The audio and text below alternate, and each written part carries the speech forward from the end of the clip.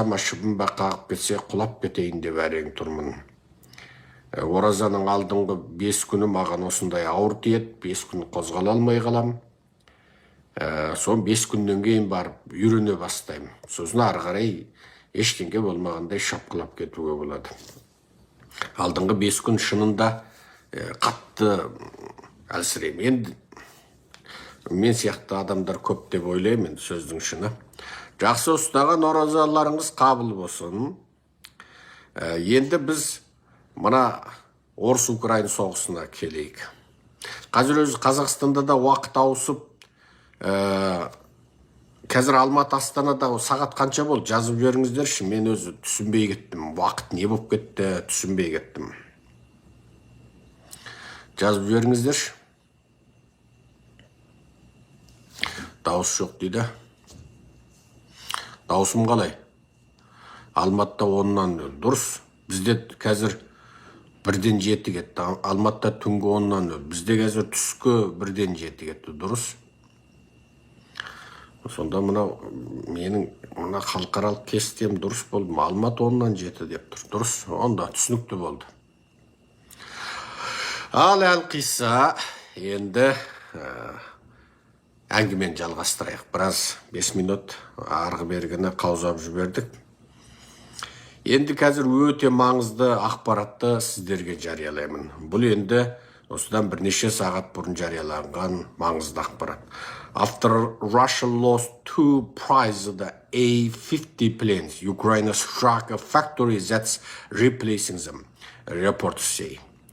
Өте құнды A-50 ұшағын атып түсіргеннен кейін украиндер енді осы ұшақтарды жөндейтін, ремонттайтын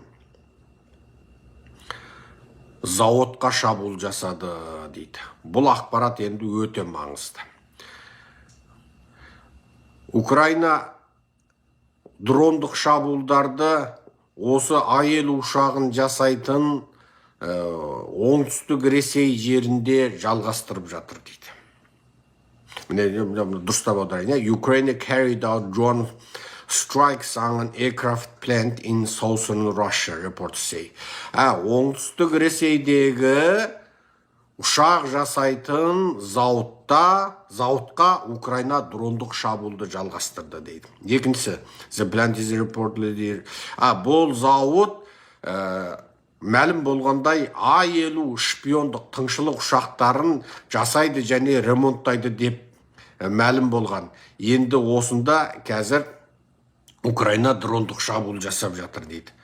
Ал украиналық бір заң жасаушы лаумейкердің айтуынша, осы зауытта тағы бір А-50 ұшағының зақымдалғаны белгілі болды дейді.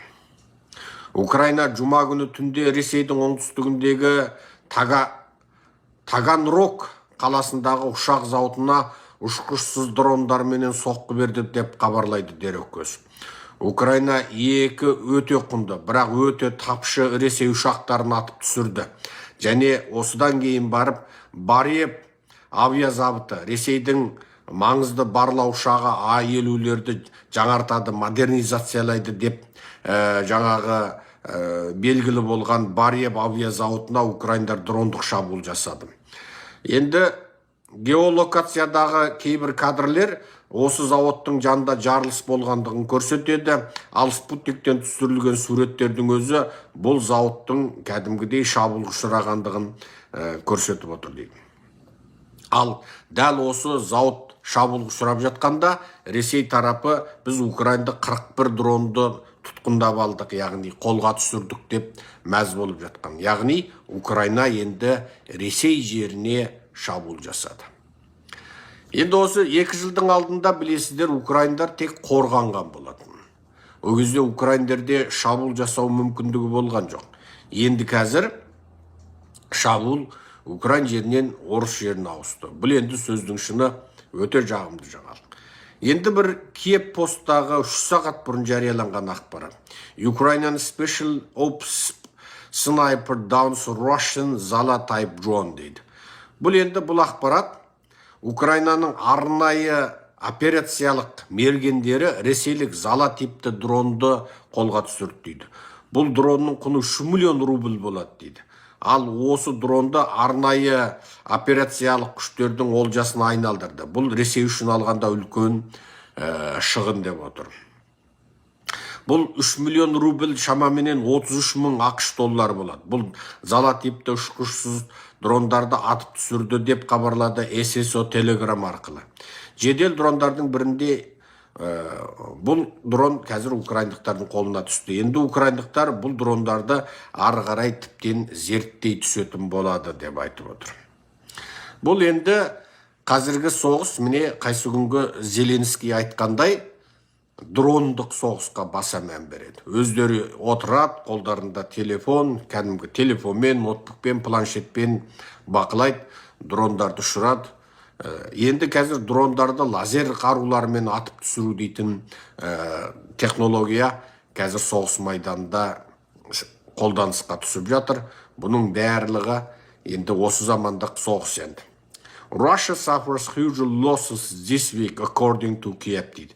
Киевтің берген ақпараттарына қарағанда, Ресей тарапы осы аптада өте ауыр жоғалтуларға ұшырады дейді. Мәскеу күштері соғыс жүріп жатқан елдің солтүстік шығыс майданынан батысқа қарай ығысқан Украина әскерлерінің мәліметінше, Ресей өткен аптада 7200-ден астам әскерін жоғалтты. Яғни орыстың 7200 әскері өткен аптада өлтірілді. 278 артиллериялық жүйесін жоғалтты және 200-ден астам бронды техникасын жоғалтты. Мәскеу соғыста барлығы 424 060 сарбазынан айырылды. Ол соңғы 24 сағатта 900 адамнан айырылды. Яғни соңғы өтіп кеткен бір тәулікте сізбен біз оразамызды ұстап, мысалы, Алматы, Астана, яғни Қазақстан жақта оразаларыңызды, ауыздарыңызды ашып алдыңыздар. Бір күн оразаңызды ұстап, Аллаға шүкірлік айтып отырғанда, қазір 900 орыс бір тәуліктің ішінде жанынан жұда болды. 900 әке мен шеше ұлдарынан айырылды. 900 әйел жесір қалды. 900 кем дегенде бала жетім қалды. 900 отбасы қара жамылып отыр. Қазір міне сұмдық соғыс Украина жерінде жалғасып жатыр. Бірақ бүгінгі лекциямыздың басты мазмұны міне Украина орыс жеріне шабуыл жасап жатыр. Бұл анығында өте маңызды жаңалық. Тағы бір қосымша ақпарат. Russian invaders put the salts on pause, shifting focus дейді. Орыс басқыншылары шабуылдарды кідіртіп дейді, назарларын әуе барлауларына, камикадзе дрондарына, артиллерияға қарай аударып жатыр дейді. Камикадзе дрон деген өз ұшып барып, өзін-өзі жарып жіберетін дронды камикадзе дрондар дейді. Оңтүстік операциялық бағытта ресейлік әскерилер екінші күн қатарынан бірде-бір шабуыл ұйымдастыра алмай отыр. Ал олардың қазіргі негізгі басты мақсаттары әуе барлауы. Яғни әуеге дрондарын ұшырып барлап жатыр. Және сонымен бірге камикадзе дрондары менен артиллерияларды пайдаланады. Бұл туралы оңтүстік жедел қолбасшылығы мәлім етті деп хабарлайды Укринформ. Оңтүстік қорғаныс күштерінің жедел аймағында әскери іс-қимылдардың негізгі түрі болып табылатын қарсы батареяға қарсы шайқас жүріп жатыр делінген хабарламада. Екінші күн қатарынан жау шабуылдау операциясын орындамай, күш жігерінің барлығын тек дронға жұмсап отыр. Яғни батырға да жан керек дейтін қазақтың бір әзіл сөзі бар ғой. Орыстарыңа да кәдімгі жан керек боп тымпиып отыр міне.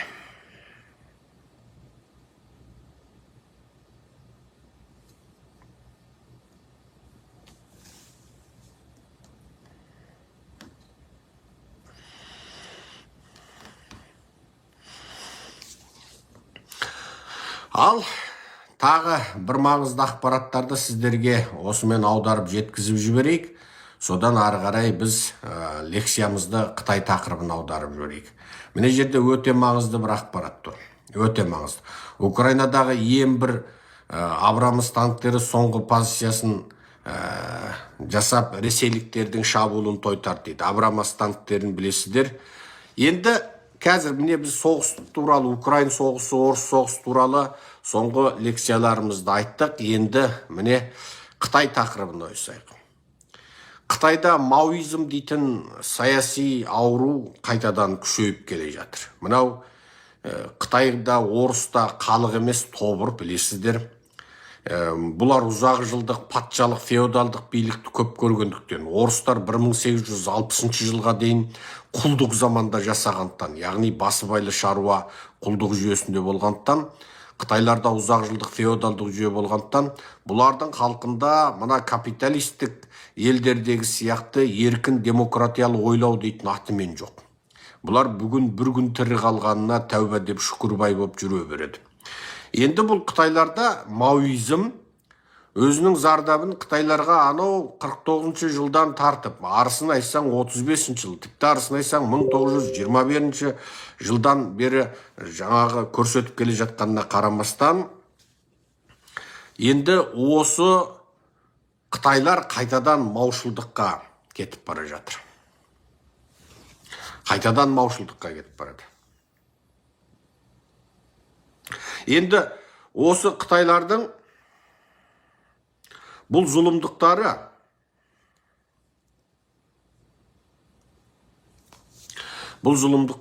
қазір мынандай бірнеше белгіден көрініп тұр. Біріншісі, Қытайда мәдениет зор төңкерісіндегі сияқты жаптым, жала, жақтым, күйе дейтін ауру жүріп жатыр. Қазір Чинхуа университетіне жаппай жала жабылып жатыр. Неге? Чинхуа университеті Америка билігі тарапынан жаңағы санкция салынбаған университеттердің біреу. Ал көпшіліктеріңіз ойлап қаласыздар, бұл Чинхуа университетіне жаңағы неменеге санкция салынады деп.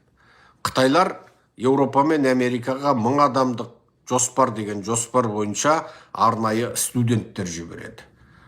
Ізденушілер, ғылыми зерттеу жасайтындар жібереді. Ал бұлардың барлығы өтірік ақпарат толтырады. Ана университет, мына университет, медициналық университет, IT университеті деген университеттерге аттар тіркеліп қойған, сонда формалды бір жылына 1-2 сағат сабақ береді, құжаттарын, веб-сайттарын сонда толтырып қояды, немесе өздеріне сондай бір образ жасайды. Анығында бұлардың барлығы Қытайдың әскери және шпиондық бағыттағы, немесе қорғаныс министрлігімен тіке қатысты салаларда жұмыс жасайтын, қару-жарақ зерттейтін, IT саласын зерттейтін, ғылымның неше түрін зерттейтін Қытайдың, былайша айтқанда, тыңшылық бағыттағы зерттелмендері. Сонымен бұлар Америкаға келді. Басы анау ғарыш саласынан, IT саласы, қорғаныс саласы, қару-жарақ саласы, жоғарғы хабар, байланыс, тіпті ең соңында мына медицинадағы соңғы жаңалықтарды бұлар жатып кеп Америкадан ұрлады. Нәтижесінде Америка тарап Қытайдың осындай шпиондық студенттерін, зерттелмендерін, магистрлерін, аспирант докторларын бәрін қидай сыпырып ұстау басталды. Мысалы, осы жуырда бір аптаның алдына дейін Америкада Қытайдан келген шпиондарды тұтқындау жалғасып жатты. Сөйтті де Америка Қытайдың бәленбай Конфуций институттарын жауып тастады. Конфуций институттарын жауып тастады. Тіпті Америка билігі Қытайдың көптеген Қытай компартиясы қаржыландыратын медиаларына, Қытай үкіметтік медиаларына Америка жерінде тыйым салды. Мысалы, Конфуций институттары Казгуде бар, Агуде бар, Астанада Евразия университетінде бар, анау Атырау, Ақтау, Қызылорда, Ақтөбе бәрінде бар Конфуций институттары. Ол Конфуций институттары бұрынғы қазақтың жоғарғы оқу орындарының құрамында жаңа Қытай тарап бір жаңағы тиын тебен береді, ректорға пара береді, білім және ғылым министріне пара береді, депутаттарды сатып алады да, сонымен ойбай Қытайдың мәдениетін таныстырамыз, Қытай тілін үйретеміз, бірге тарих зерттейміз, біздің тарихи байланысымыз бар, ақ көк жаңағы, в общем, неше түрлі былжыраған сылтауларды алып келеді де, анығында бұл Конфуций институты идеологиялық жақтан қазақтарды Қытайға тәуелді қылуға, екінші қазақ тарихын бұрмалауға, үшіншісі шпиондық ақпараттық жұмыстармен айналысуға.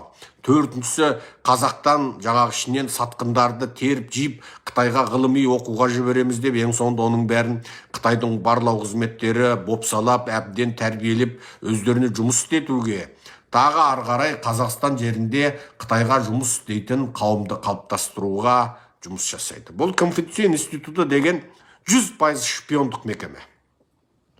Оның жаңа Қытай тілін үйрету, ортақ тарих зерттеу, ақ-көк ғылыми анализ, анау университеттерге жасаған көмегі бәр оттаған әңгіме. Қазақстандағы қазір бәленбай университеттің құрамында Қытайлар екі жақ бірлесіп ашқан Конфуций институты, Конфуций ғылыми зерттеу орталығы деген оттаған бәлелер бар. Бұның барлығы қазақ халқының денесіне кірген рак клеткасы. Ертең бұл рак қазақтың жанын алуы мүмкін. Сондықтан біз міне иммунитеті ең жоғары қазақ. Мына Қытайды 100 миллион градусқа өртеп күлін алып келсе, бір қарап мынау Қытайдың гүлі ғой деп танып қоятын біз сияқты адамдар міне қазақ халқына осы ақпараттарды жеткізіп отырмыз. Қазір мынау кім ақша берсе соны әке дейтін ардан безген арсыз қазақ көбейіп кеткендіктен олар енді міне Қытайды мақтап, жақтап, Қытайды судан тұнық сүттен ақып көрсетіп жатқан сәтте мынау Қытайдан сақтану туралы дабыл қағу ұлтымыз үшін жасалған үлкен бір еңбек деп біліңіздер.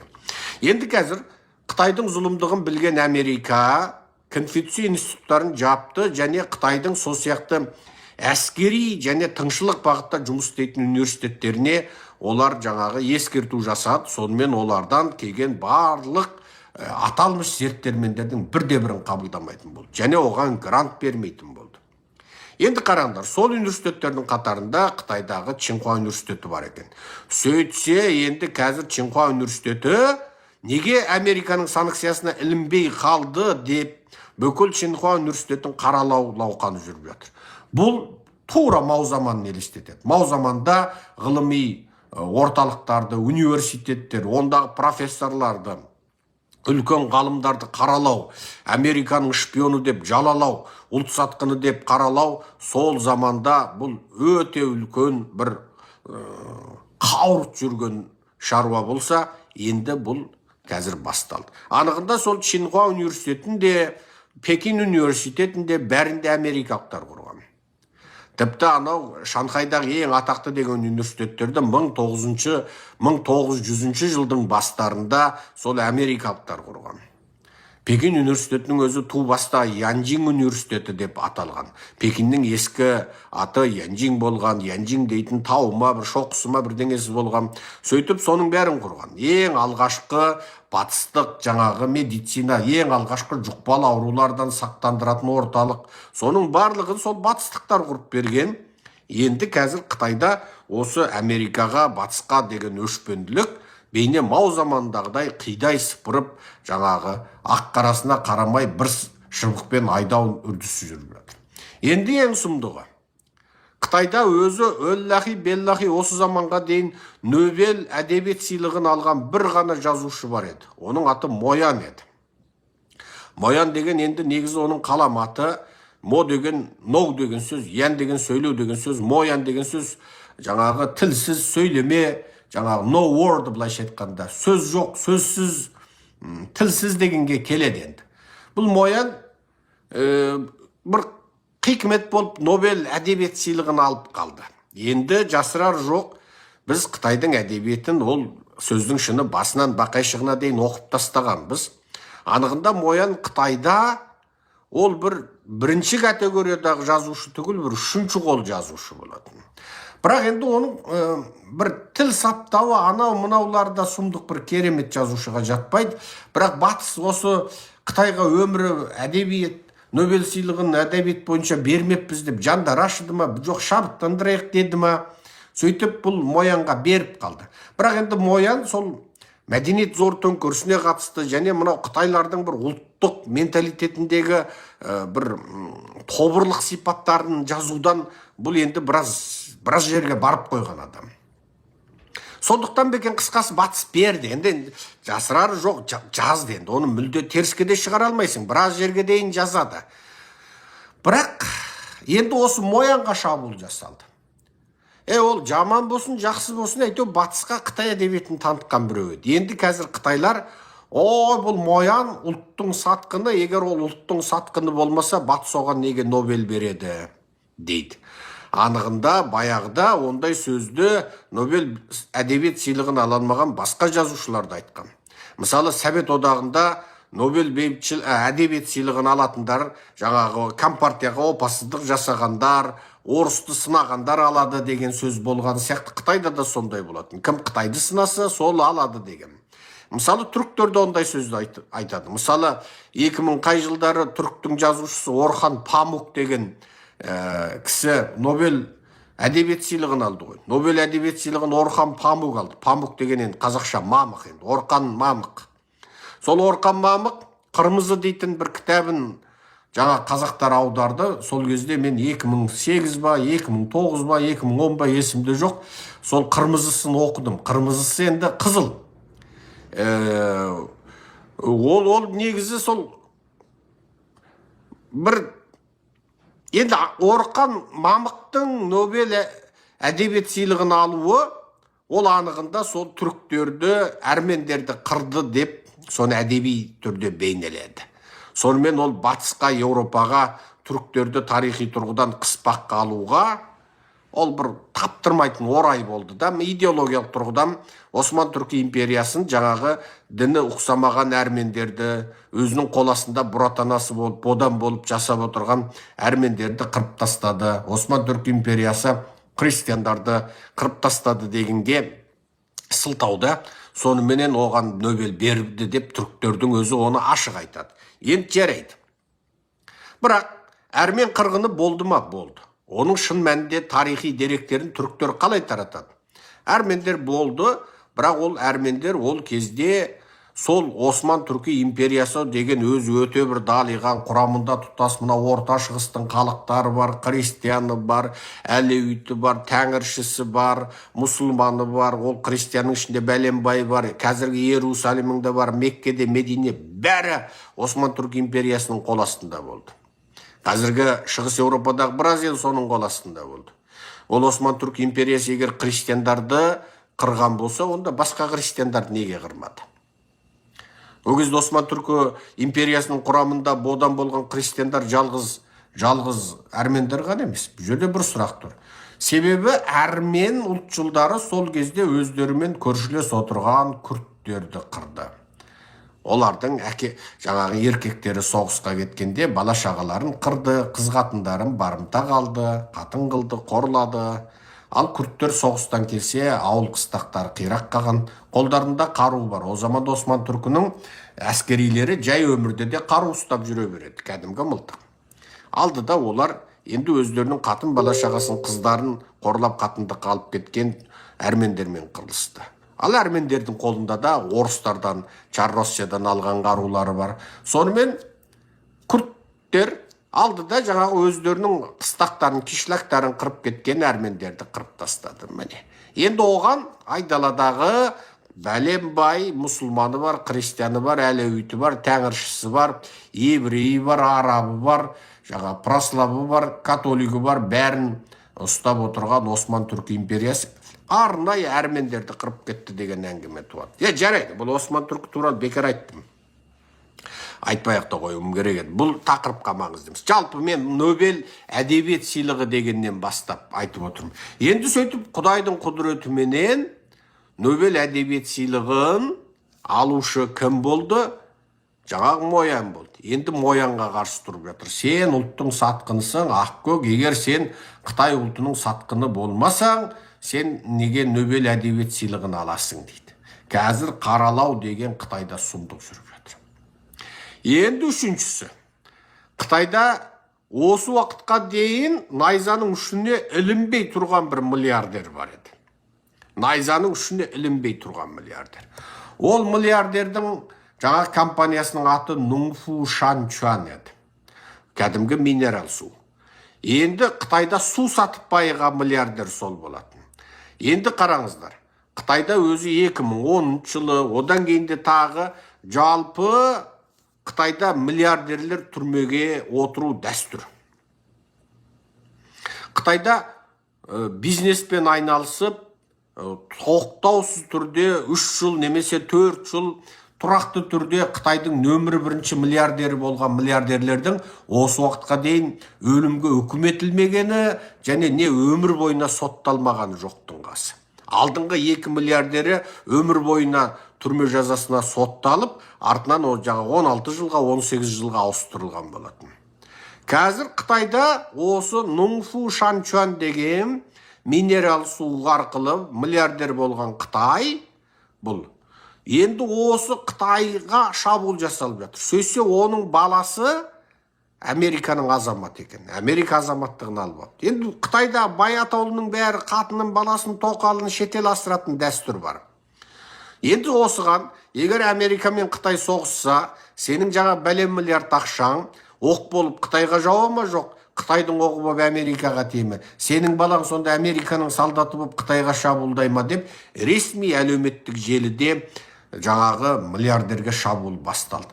Ал әдетте Қытайға үкімет ар жағынан қоздырмаса, жел бермесе, үкімет жаңағы үріңдер деп үргізбесе, бұндай шабуыл әдетте болмайды. Қытайдың интернетінде ол екі бастан бүкіл дүниеге өзі түсінікті құбылыс. Енді қараңдар. Моянға шабуыл жасаған адам, ол да жаңағы бір алаяқ, бір қоғамда жүрген, жаңағы биліктің тапсырмасы бойынша анаған үрдегенде үретін, мынаған үрдегенде үретініменен аты шығып қалған адам. Енді қараңдар.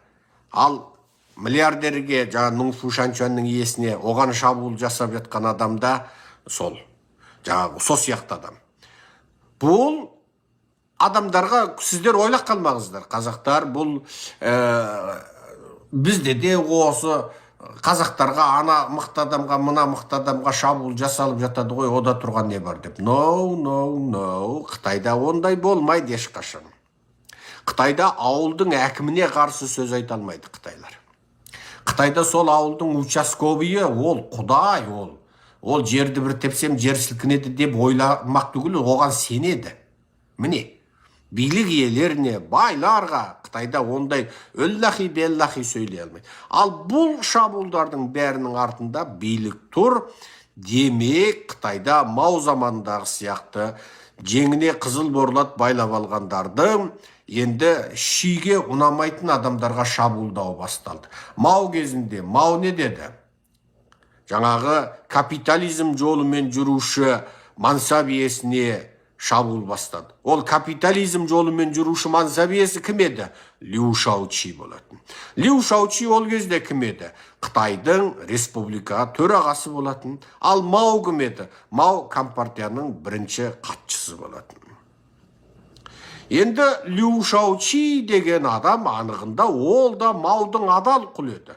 Бірақ Мау бар болғаны бүкіл партия, үкімет, әскери билікті өз қолында ұстағысы келді. Ол өзіменен жаңағы тең тұратын бір Қытайдың болғанын қаламады. Аспанда күн біреу болса, жерде Мау біреу болуы керек деген идея.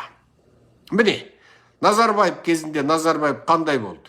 Айналасындағылардың бәрін кез келген аты шығуы мүмкін дегендерді істі қылып, сотты қылып тұрды. Иманғали Тасмағамбетовтің қолыменен Бақайды, Шаңырақ оқиғасын тудырды. Алматыдағы анау Көктөбені және Іле Алатау паркіндегі қырғындарды ұйымдастырды. Сосын Тасмағамбетовтің қолыменен жаңағы біраз былықшылықтарды істеп алды да, сосын Тасмағамбетовті пенсияға ерте шығарып еді. Неге? Тасмағамбетовтің артында қолдаушылары бар кәдімгідей. Назарбаев қорқты. Назарбаевтың қорқатын заты өте көп. Ол өзі сатанист. Оған оның орыс бақсылары не деп сыбырласа, ол содан қорқады. Міне, тура сол сияқты енді Мау Лю Шаочиді құлату үшін қайтты, Дазбау деген дойлап тапты. Дазбау деген не? Жаңағы кім жазғаны белгісіз, мұна Фейсбуктегі, Инстаграмдағы фейк аккаунттар сияқты алды да сақ еткізіп, жаңағы университеттерге, үлкен алаңдарға, мекемелердің алдына арнайы жаңағы қол жазбаларда жапсыратын алаңқайлар қойып қойды. Міне ол сол заманның интернеті болды. Мау бірінші болып, жаңағы капитализм жолымен жүруші мансап иесіне қарсы шабуылды бастады. Жаңағы қан қабыршықты зеңбірек дейтін терминдерді шығарды. Сөйтіп енді ары қарай мау анау 2000 жылдың алдында сүйегі қурап қалған Конфуцийге шабуыл жасады. Себебі мау өзін тек Қытайдың саяси лидері ғана емес, енді ол оның руханиятының лидері болғысы келді. Мау егер сөздің ішіне егер еврей болса өзін пайғамбар деп жариялай салатын еді. Бірақ Қытайда өзін пайғамбар дейтін дәстүр болмағандықтан, Қытайлар пайғамбар деп, жаңағы күң шын деп, яғни күң құдай деп, әлгі арнайы Конфуций бұтханасын құрып, әлгі Конфуцийдің мүсінін жасап, оған табынатын күңді жаңағы құдай деп табынатын адамды, 2000 жыл бұрынғы адамды мына Қытай иероглифін тапқырлады деп, Қытайдың надан халқы сенетін сол Конфуцийді Қытай тілінде күңзі дейді. Қытайдың ескі тілінде күңфузы дейді. Сол Конфуцийні жаңағы мау сынады. Неге мау сынады? Конфуций Қытайдың ұлттық идеологиясының негізі. Қытайдың мемлекет басқару жүйесінің, Қытай феодализмінің негізі, Қытайдың жалпы салт, дәстүр, отбасылық қарым-қатынас, құндылық, өмірге көзқарас, басшыға, билеушіге көзқарас, бәр осы идеологияны негізін қалап кеткен адам Конфуций. Енді осыған шабуыл жасады. Сөйтіп жердегі бүкіл Қытайдағы Конфуцийдің бұтханалары қиратылды. Анығында Конфуций буддизммен қатысы жоқ. Ол Конфуцийдің заманында Қытайда буддизм жоқ. Қытайларды буддист қылған өзіміз. Мына көшпенді түркілер, исламды қабылдағысы келмеген көшпенді түркілер, мына Монғолия үстіртіне жақын Шиян қаласын, ол заманда Чаңан қаласы, соны басып алды да Қытайды жаулап алып, Таң деген династия құрып, Таң династиясы жаңағы Таңшуанзаң дегенді жіберіп, содан Индияға, қазіргі Непалға жіберіп, буддизмді әкеп Қытайды буддист қылған сол. Ал жаңа Конфуций ол одан бәленбай заман бұрынғы адам. Сөйтіп ол Қытайдың ұлттық идеологиясының былайша айтқанда пайғамбары сияқты болған Конфуцийді мау сынады. Неге? Енді ол компартияның қатшысы, Қытайдың ең үлкен нөмір бірінші саясаткері, Қытайдың құтқарушы құдай анау мынау болу деген атақтарға қанағат тұтпай, енді бүкіл Қытайдың ұлттық мәдениетінің арқа тірегі болған Конфуцийді құртып, мау Қытайдың ұлттық бүкіл бәленбай мың жылдық ұлттық мәдениетінің арқа тірегі мау қылмақшы болды. Көрдіңіз бе? Бұл Конфуций деген не? Ол бар болғаны сол замандағы бір ғақлияларды, яғни біздің Абайдың қара сөздері сияқты қара сөздерді жазды.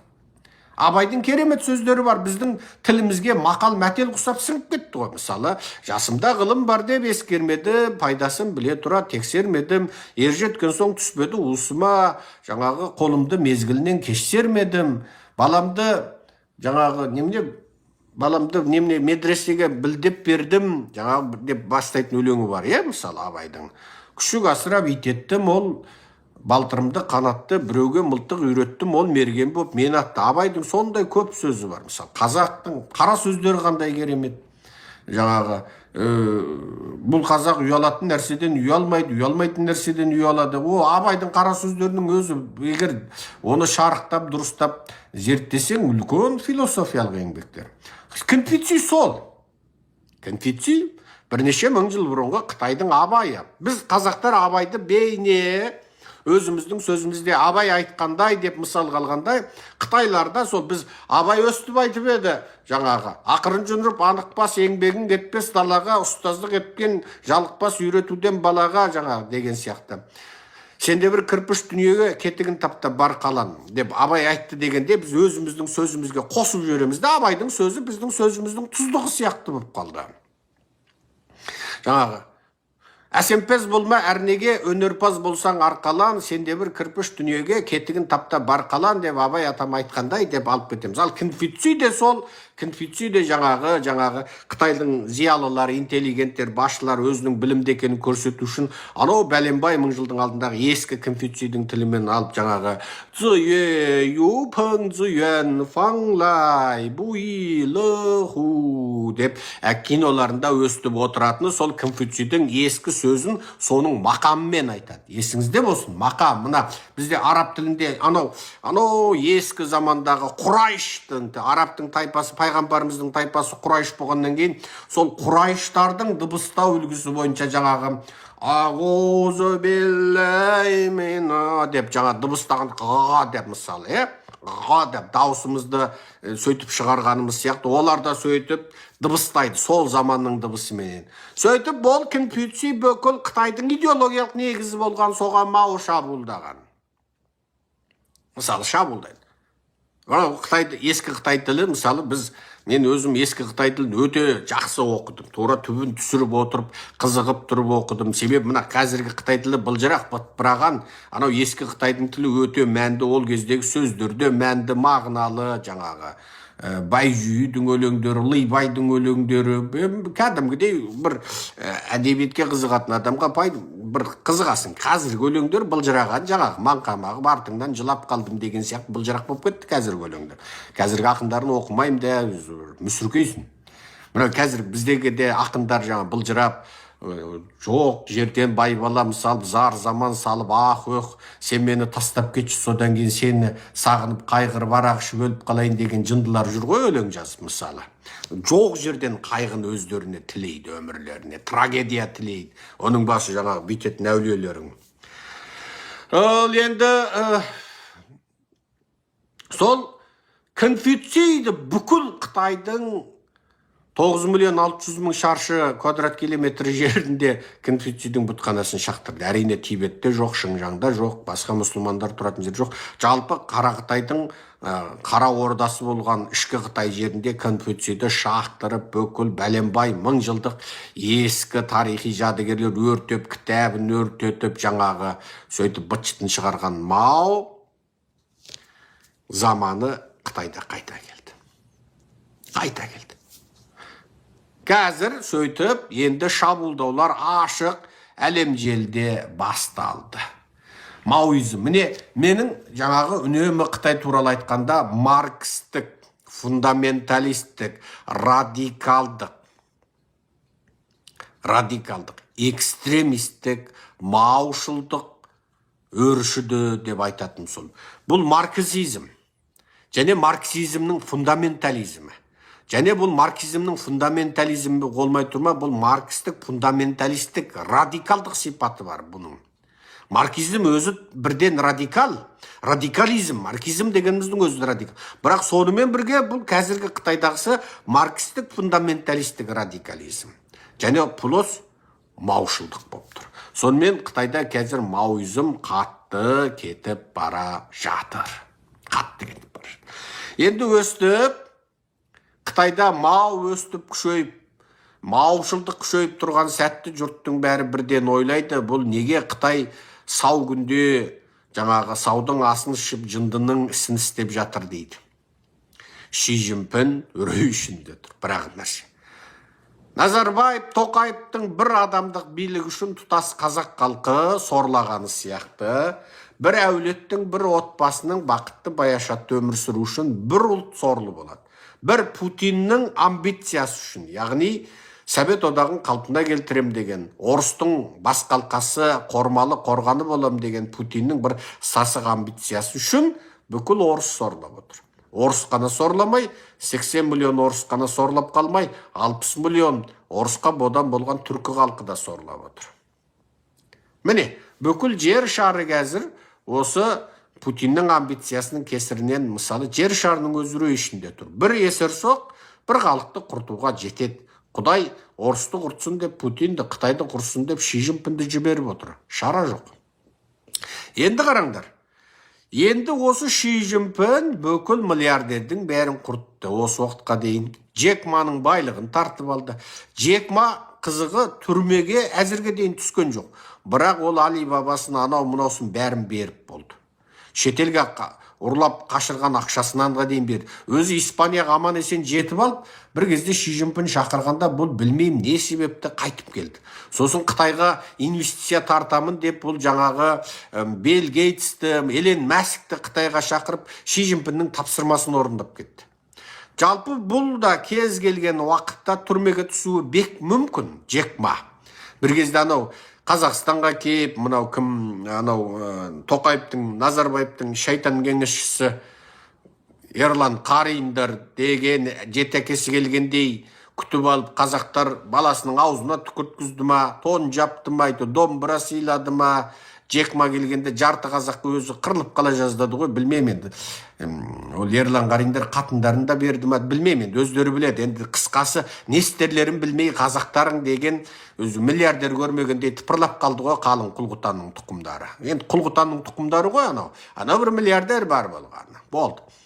Тура осы қазақты жарылқайтындай болып, оларың енді құлдың тұқымы қайтеді. Көргенде жаңағы Ләббай бегім дейді мысалы. Абсолютті түрде. Біз Джекманы көрсек, оған мысалы сәлемдесуге ерінетін едік біз үшін. Ол кім бізге? Ешкім емес. Бірақ құлдың тұқымдары ондайды көргенде елпек қағып кетеді. Міне, байлықтың құлы, мансаптың құлы, міне, 5 күндік боқ дүниенің құлы болып отыр.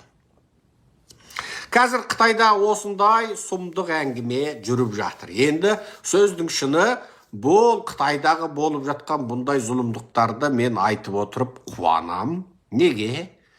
Қытайды құрту үшін Құдай арнайы жіберген Ши Цзиньпин. Мен тек күні түні дұғамда тілеймін, Ши Цзиньпиннің орнына бір Дэн Сяопин сияқты бір алаяқ әккіні жібере көрме. Осы 5-ші сыныптық сауаты бар, осы есерсоқ, осы Қытайды 40-қа бөліп, тасталқан шығарып, құртып тынсын. Қытайдың соңғы басшысы осы Ши Цзиньпин болсын, орыстың соңғы басшысы Путин болсын деп дұғамда тілеймін. Мысалы, біз міне күндіз ғой, бізде түс, кеше-кеште біз міне тарауықты бастадық. Тіледік, остып тіледік. Бүгінгі сұхбатымыздың тағы бір. Енді бірі, мынау Байден шал Қытайға чиптің санкциясын күшейтіп, Қытайға жіберілетін чиптерге деген тексеруді, қадағалауды күшейтіп жібергеннен кейін, Қытай енді Тайван өндіретін, Америка өндіретін чиптерді ала алмай Қытайды ағдарып отыр. Қытайдың жоғарғы деңгейдегі чиптерді өндіруге білімі ғылымы жетпейді. Ал ол чиптерді тауар күйінде Америка бермей отыр. Америкаға Қытай мынандай чип керек деп заказ берген, оны өндіріп берейін десе, Америка жоғарғысын бергізбей, аналар төмен чипті берсе, Қытай мынауың жарамайды деп алмай, сонымен екі орта біраз былығып тұр. Мына Байден шал қазір сөздің шыны, Қытайға бұның жасаған санкциясы баяғыдағы Трамптан енді асып кетпесе кем түспейді. Бұл Трамппен жаңағы президенттік сайлауда дауласып отырғанда Қытай біздің саудадағы, бизнестегі бәсекелесіміз, әріптесіміз, орыс жауымыз деп айтқан болатын. Ол кезде Трамп Қытай жау деген болатын. Орысқа қарсы ештеңе айтпайтын. Бірақ бұл билікке келіп алып, тура сол Трамптың айтқандарын істеді. Қытайды санкциядан санкцияға салды. Міне Қытайда қазір дағдарыс тұр. Алдыңғы жолы мысалы Хамас Израильге шабуылдап бейбіт, мысалы бәлем бай жыл араб пен еврейдің ортасы тыныш болғанда, сол тыныштықты Хамас бұзды. Мысалы, қазір Израиль мемлекетінде 2 миллиондай араб тып-тыныш өмір сүріп жатыр. Израиль мемлекетінің азаматы 2 миллион араб өмір сүріп жатыр. Олар сол Израиль мемлекетінен тапқан табысын Палестина мемлекетінде жасаған аға бауырлармен бөлісіп, сол Палестина мемлекетінде жасайтын арабтардың тіпті тұрмыстық жаңағы кірісінің біразы Израильде жасайтын сол арабтардан келіп отыр. Газада докторханалар салынды, туытханалар салынды, Газада университеттер салынды, Газада өндіріс орталықтары салынды. Арабтар кәдімгідей жаңағы идеологиялық тұрғыдан еврейлермен қақтығысқанменен оларда бұндай қырғын болмап еді. Енді міне бүтін кірпіш қалған жоқ. Өткенде соңғы бір деректе 23 мың, 25 мың дейді, бірақ одан бері міне өлген адам 30-40 мыңға жеткен болу керек. Ал Хамас 6 мың зымыранды атып, парапланнан бәленбайын жібергенмен олардың өлтірген еврейінің саны 1200-1300-дің айналасында.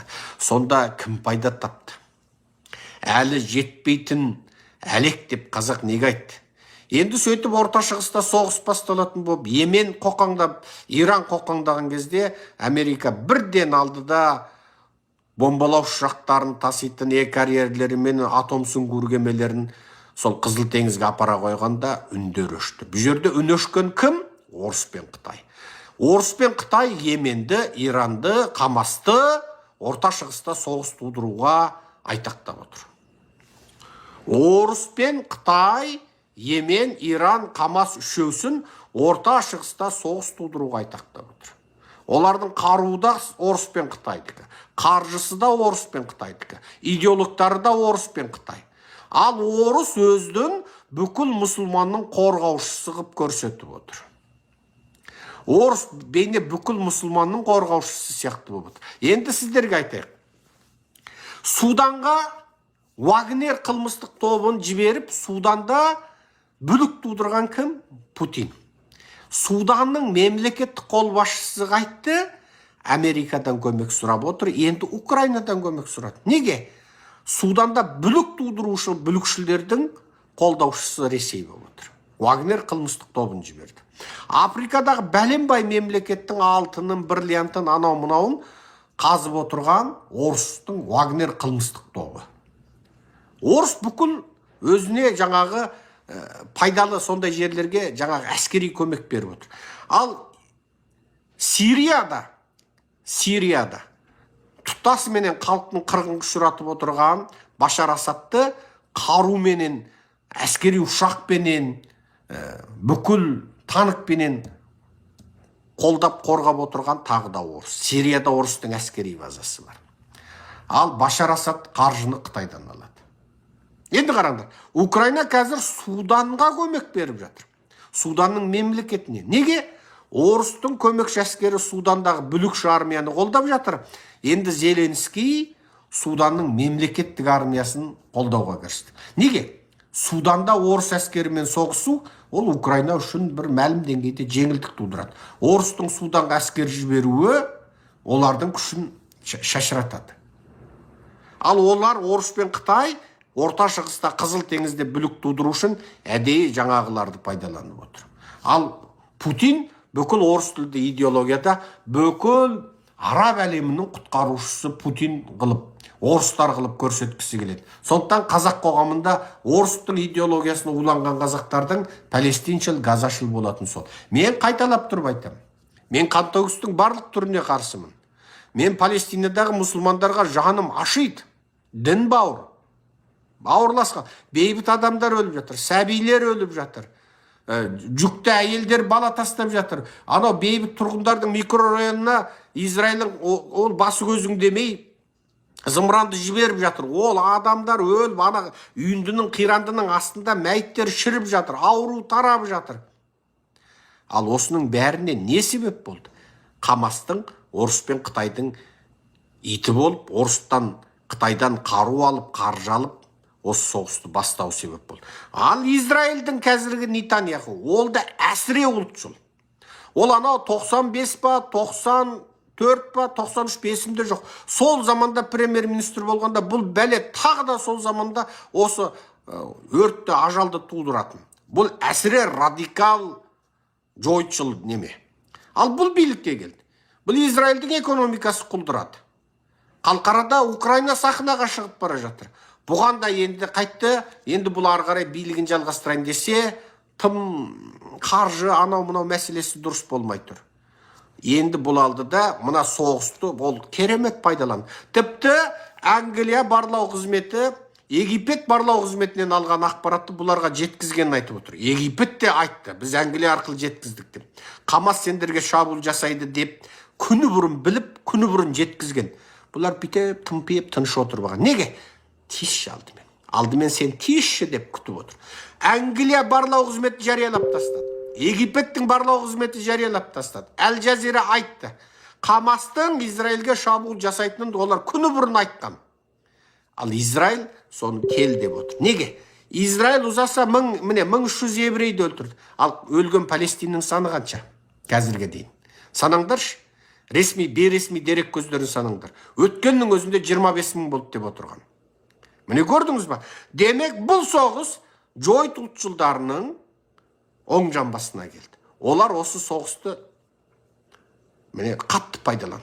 Мен бұл арада Хамастың ақмақтығын және адамдардың, сәбилердің, әйелдердің, бейбіт тұрғындардың өлімінен ақша жасап отырған хайуандығын сынаймын. Мен бейбіт өліп жатқан Палестин халқына жүрегім ауырады.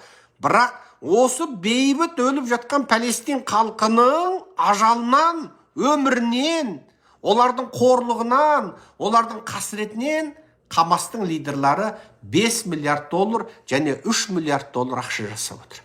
Санаңыздаршы, 3 миллиард доллар және 5 миллиард. Олар Катарда тұр, олардың виллалары тұр, олардың қарулы күзеті Катарда тұр. Оларға ешкім тиіспейді. Міне. Сондықтан мен бұл арада сіздер өткенде біреулер айтады екен, ой, баба Серікжан, мұсылмандар қырылып жатса, еврейді жақтады деп. Осы сөзді айтқан адамның басы маңқа. Осы адамның басы маңқа. Бұл жерде осы Хамастың жасаған соғыстары хадистерге, Құран аяттарына бап келетін соғыс па? Бейбіт адамдарды, шетелден келген туристерді, музыка фестивалына келген анау германиялық қызды, тағы басқа шетелдіктерді, американдарды, бейбіт халықтар. Анау бір татушы германиялық қыз, мысалы қазір дүниеде хит болып тұр, оны қорлап тұрып өлтірген. Сол біздің исламның заңдарына, шариғат заңдарына, хадистерге сол сайма? Бейбіт бұқараны, тіпті ол шетелдік. Өлтіру, қорлау, басқыншылық жасау, жыныстық зорлық, зомбылық жасау, кепілге алу, сол дінімізде сол дұрыс па? Ешқашан дұрыс болмайды. Яғни Хамастар, олар анығында анық бүлікшілер. Хамастар анық біздің ескі қазақтың шалдар айтатын қауарыждар. Қауарыж деп біздің аталарымыз айтатын ғой, жаңағы бүлік тудыратындарды қауарыж дейтін. Енді оның таза арабшасы хавариж ба, бірдеңке білмеймін. Бірақ өте тым арғы заманның аталарының аузынан қауарыш деген сөзді. Оны қазақша қауарыш қып жіберген. Ой, қауарыш деп айтады. Сол қауарышың осы хавариждер. Міне әңгіме қайда жатыр. Ал бұл жерде мынау қазақтарға идеологиялық танымды анық түсіндіру үшін мен түсіндіріп отырмын. Танымды. Мысалы, Джойттың бәрі жаман деп айтатын әсіре радикал діни фанатиктер бар. Вашингтонда, Нью-Йоркта ең көп Израильге қарсы ереуіл өткізіп жатқандар сол Джойттардың өзі. Бастарына құндыз бөрік киіп алған, қалпақ киіп алған, төбелеріне баладар кішкентай кесе сияқты төңкеріп алған, төбетай киіп алған, әйелдері жалған шашып парик киіп алатын, тобықтарына дейін жауып жүретін әйелдері, былай қарасаң бір жалаңбас жүрген әйелге ұқсайды, бойлары орта бойлы аласа кейде, еркектер басына мына Америкада жүріп делегей қалпақ киеді. Не кішкентай кесе төңкеріп алғандай төңкеріп алады. Мына жерден екі жерден самайды бүйтіп өріп қояды, кәдімгідей бүйтіп өріп қояды. Бірден білініп тұрады. Үлкендеулер басына құндыз, мына кәдімгі елеген сияқты мынандай құндыз бөрік киіп алып жүреді жаздың өзінде. Олар біздің киетін, қыста киетін біздің норкамалақайларымыз ұқсамайды. Олар мына бастарының шетінде мынандай жерде тұрады, былай тұрады. Не? Солар Израиль мемлекетіне қарсы. Солар Палестиннің туын жамылып ереуіл өткізеді. Неге? Олар өздерінің нанымдары бойынша Мұса пайғамбардан жеткен Таураттың ілімдеріне сүйеніп, ана қасиетті жерде қан төгілуге қарсы. Иерусалимді мұсылмандар қасиетті жер дейді. Христиандар қасиетті жер дейді. Еврейлер қасиетті жер дейді. Сол қасиетті жерде христианың да қан төгеді, мұсылмандардың да қан төгеді, Джойттың да қан төгеді. Оғандай қасиетті жер. Христиандар сол Иерусалимге барып қажылық жасайды. Лев Толстойдың ба біреудің бір шығармасы бар еді ғой, бір қажылық жасайтын бір екі шал туралы. Толстойдың шығармасы ма, кімнің шығармасы білмеймін. Мына білетіндер, Толстойды мықты оққандар бар болса айтыңыздаршы. Бір орыстың ескі шығармасы бар болатын. Анау Шар Россияның кезінде сол Иерусалимге барып қажылық жасап келетін. Сонда біреусі ешкімге қайырым жасамай барып қажылық жасап келеді. Біреусі жолда бір қатты қиналған, жаңағы аурудан, апаттан, аштықтан өлгелі жатқан біреуге сол бүкіл ақшасын беріп, қажылық жасамай қайтып келеді. Бірақ сол әңгімеде негізгі түйіні ана қайырымдылық жасағанның сауабы көп болды дейді. Білесіздер ме осы әңгімені? Осы әңгімені оқығандарыңыз бар ма? Лев Толстойдың екі қария деген әңгіме бар. Не әңгіме еді соны білетіндердің. Сонда анау Толстойдың өзі ана қайырымдылықты алдыға қойып отыр. Ал бізде ше. Мен кеше түнде сіздерменен бүгін таңертең, сіздердің Қазақстан уақыты бойынша бүгін таңертеңде мен Айдос Мелдаханұлыменен сұхбат жасадым. О біздің екінші каналда. Айдос Мелдахан кім? 4 жасында қаңтар қырғында оқ ұшқан Айгөркемнің әкесі. Сол видеоның астында Айдос Мелдаханның банк картасын жарияладым. Біздегілер Айдостың екінші қызы бар. Ол 15 жасында денесінен 7 жерінен оқ тиген. 7 жерінен оқ тиген. Оқтың қалдықтары бар әлі. Сол 7 оқтың 3-інің ба 4-інің денесінде қалдықтары қалған, жарқышақтары қалған. Ол қыз қазір міне 18-ге келді. Ол қызды емдету керек. Айдос Мелдаханұлы 4 жастағы Айгөркемнен айырылып қалды. Қазір соттасып жатыр. Сот әділетсіз өтіп жатыр. Айдостың карточкасын жариялады. Ал біздегілер қайтеді? Біздегілер қажылыққа барады. Бірақ осындай ана 15 жаста бүлдіршін кезінде 12-де бір күн ашылмай тұрған Айдостың қызының 7 жерінен оқ тиген, міне одан бері 3 жыл аурудың азабын тартып отыр. Емдемейді Қазақстан докторхана. Шетелге апарайын десе қаржы жоқ. Біздің қажылар Меккеге ұшып баруға разы екен, бірақ осындай мұқтажға көмектеспейді.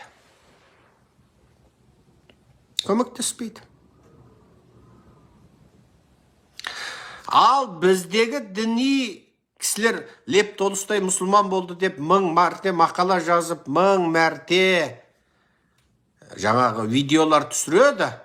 Лев Толстой шәкәріммен қаталысыпты, мұсылмандықты қабылдапты деп. Сол Лев Толстой 2 қария шығармасында анау өлгелі жатқан адамды құтқарған, соның бүкіл жаңағы тірлігін істеп, бүкіл ақшасын соған шашып қайтқан адамды Лев Толстой анау Иерусалимге барып қажылық жасап қайтқаннан артық қылып суреттейді. Анығында не? Құдайдың алдында қайсысы қабыл болады? Абсолютті түрде өзінің жақынына, мұқтажға көмектескендігі қабыл болады. Неге? Көршісі аш отырып, өзі тоқ отырған бізден емес дейді. Бізден емес деген не? Мұсылман емес дейді. Ал біздегілер ше? Біздегілер өзінің көршісі түгілі, ет бауыр жақыны аш, ауру, тентіреп кеткен, жоқшылық, өлім алдында аурудың азабын тартып қиналып отыр бір. Ауруды жазатын емес, басатын дәрін ала алмай қиналып отыр. Біздегілер қажылыққа барып келеді. Міне әңгіме қайда жатыр. Азамат Тәжімбетов, Израильді қолдап отырсыз ба дейді. Азамат, басыңды УЗИ-ға салшы. Мен Израильді қолдап отырмын ба? Мен Израильдің Палестинаға жасаған зұлымдығын да айтам. Және палестиналықтардың Хамасты қолдап, сол Хамастың надандығыменен, иттігіменен, Орыс пен Қытайға арқа сүйеп, мына соғысты бастап, ең соңында міне 20-30 мың адамның обалына қалып отырған оны да айтам. Сол жалпы сен сияқты сөз түсінбейтін қазақтарға ертең Орысқа сенсең, Қытайға сенсең, арты не болатындығын айтам. Мен осыны айтып отырмын. Израильді қолдап отырсыз ба? Палестинге жаның ашса бармайсың ба Палестинаға? Бармайсың ба? Бар Палестинге. Бар сол Израильдің оғының астында жатқан жерге. Қазақстанда жатып палестиншіл екенсің. Діни фанатизмнен арылыңдаршы. Бұл діни фанатизмнің артында орыс пропагандасы тұр. Ақымақ қазақтар. Миларың істемейді. Орыс айтады, ойбай дейді. Орыс өзі отқайдап отыр. Сол Палестинадағы бірінші соғысты бастаған 48 жылы орыс болатын.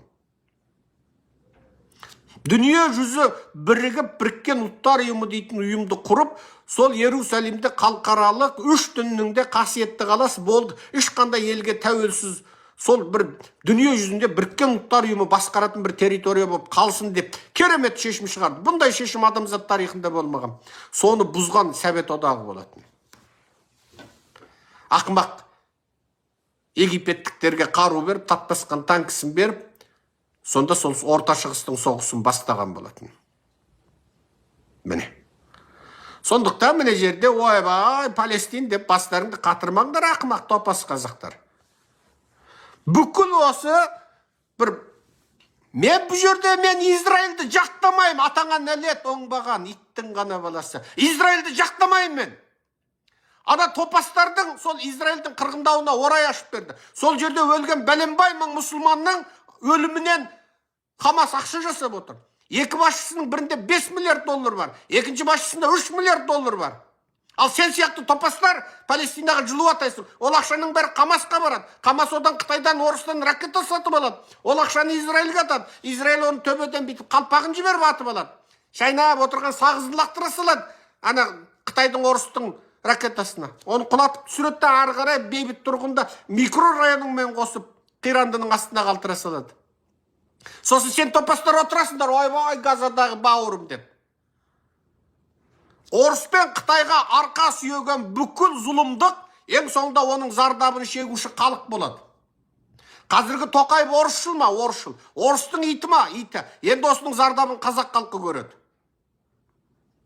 Бізге батыстық демократиялық күштерге арқа сүйемей, қазақ халқына еш қашан жақсылық болмайтындығын мен осы арқылы дәлелдеп түсіндіріп отырмын. Атаңның басына Израильге қарсы болып, атаңның басына палестинші газ ашысы болып тұрсың ба? Кембінің иті, бар онда Газаға жаның ашса, бар ана қирандының астына бар, тасат ана Израильдің ракетасына. Қолыңда тасат онда ана Израильдің мұздай қаруланған танкісіне. Нең бар, қолыңнан боқ келе ма? Халықаралық дипломатиялық қатынастарды шеше алдың ба? Батыста біріккен ұлттар ұйымында қолдаушы шеше алдың ба? Дипломатиялық мәселелердің өзін шеше алмай отырып, әлі жетпейтін жаумен алысып отыр. Дінімізде, хадисімізде осыны құптаушы ма еді? 6 есе болмай, саның жаудан 6 есе болмай, жауға соғыс ашпайсың деген. Міне, әңгіме қайда жатыр. Сондықтан мына жерде мен мынау орыстардың бүкіл былықтарын айтып отырмын. Не? Совет кезінде бүкіл Еуропа, Шығыс Еуропа Совет одағының теміртегі астында жатты. Африкаға, мысалы Эфиопияға 90 мың әскер жіберді, Кубаға әскер жіберді. Совет одағы қандай, міне, енді сол зұлым ел болса, енді солар Африкадағы зұлымдығын жалғастыруда. Африкадағы зұлым. Енді Судан, өз алдына бір бейбіт жатқан ел еді. Суданды білесіздер, тарихта білеміз. Анау Суданда бір кезде мына Еуропа басқыншыларына қарсы өзін мақтаймын деп жариялаған бір кісі болады. Анау мына одан Османлы кезіндегі бір генералы болады. Сол біз тарихтан білеміз Суданды, үлкен ел кәдімгідей. Бірақ тарихта сондай бір атымен қалған. Енді сондағы бүлікші армияны орыс қаржыландырып отыр. Көрдің ба? Сол бүлікші армияны орыс қаржыландырып отыр. Енді Украина Суданның мемлекеттік армиясын Украина қаруменен көмектесейін деп жатыр, мемлекеттік армиясына. Көрдіңіздер ме? Бұл жердегі әңгіме, қазақтар, саяси сауатты болайықшы. Ертең біздің қазақтарға орыстар тарпа бас салса, мысалы, тарпа бас. Қазірдің өзінде орыс тарпа бас салмау әбден мүмкін. Себебі онсыз да бір орыстың провинциясы болып отыр Қазақстан. Орыстың бір жаңа губерниясы болып отыр Қазақстан. Саяси сауатсыздық халықты қырғынға алып келеді, осыны білейік. Палестинаның халқы сол заманда біріккен ұлттар ұйымының шешіміне арқа сүйеп, сол заманда сол бейбітшілік келісімі бойынша өмір сүргенде, осы кезде солар онсыз да өзі-ақ тез көбейгіш халық, өзі-ақ сол жердің иесі болып отыра беретін еді. Міне, көрдіңіздер ме? Әңгіме қайда жатыр. Енді қазір мен сіздерге Атажұрт туралы бір маңызды ақпаратты жариялаймын. Өте маңызды ақпарат. Атажұрттың саяси ықпалының артқандығы соншалық, орыс экспансиясына және Қытай экспансиясына қарсы Атажұрт халықаралық бренд болып қалыптасып, Қазақстан қоғамында қазақ халқын саяси тұрғыдан ояту күресін тоқтаусыз жүргізіп жатқандықтан, және Атажұрт партиясының мүшелері күннен күнге көбейіп жатқандықтан, Қазақстанның қуыршақ билігі, Қазақстанның орысқұл және қытайқұл билігі Атажұрттың мүшелерінің әлеуметтік желідегі жазбаларын сылтауратып, қандай да бір топтарда сөйлеген аудиоларын сылтауратып, оларға айыппұл салуды күшейтіп жіберді. Атажұрт бұл мәселелердің барлығын арызданып, Конституциялық сотқа жүгінді. Конституциялық сот бұл мәселелерді қалай қарағандығын біз әдейіге жүгіндік. Соттың әділетсіз шешім шығаратын екі бастан белгілі. Бірақ соттың үкімін алып, қалқарада дабыл қағу үшін әдейіге жүгініп отырмыз. Тіркемейтінін біле отырамыз, тіркеуге барамыз. Сөйтіп, Қазақстан міне өздері тіркелмей, өздері қиыр қонып шет жайлап жүр деген жаңа жалан әшкерлейміз. Міне тіркеуге бердік. Бізге тіркеуге келген адамның барлығының Қазақстанның ең қатал сүзгілерінен жаңағы барлық талаптарына сай, кредиті жоқ, басқа партияда жоқ, анау емес, мынау емес, әскери қызметкер емес, бәрін видео куәгерліктеріне дейін алып отырып бардық, тіркемейді.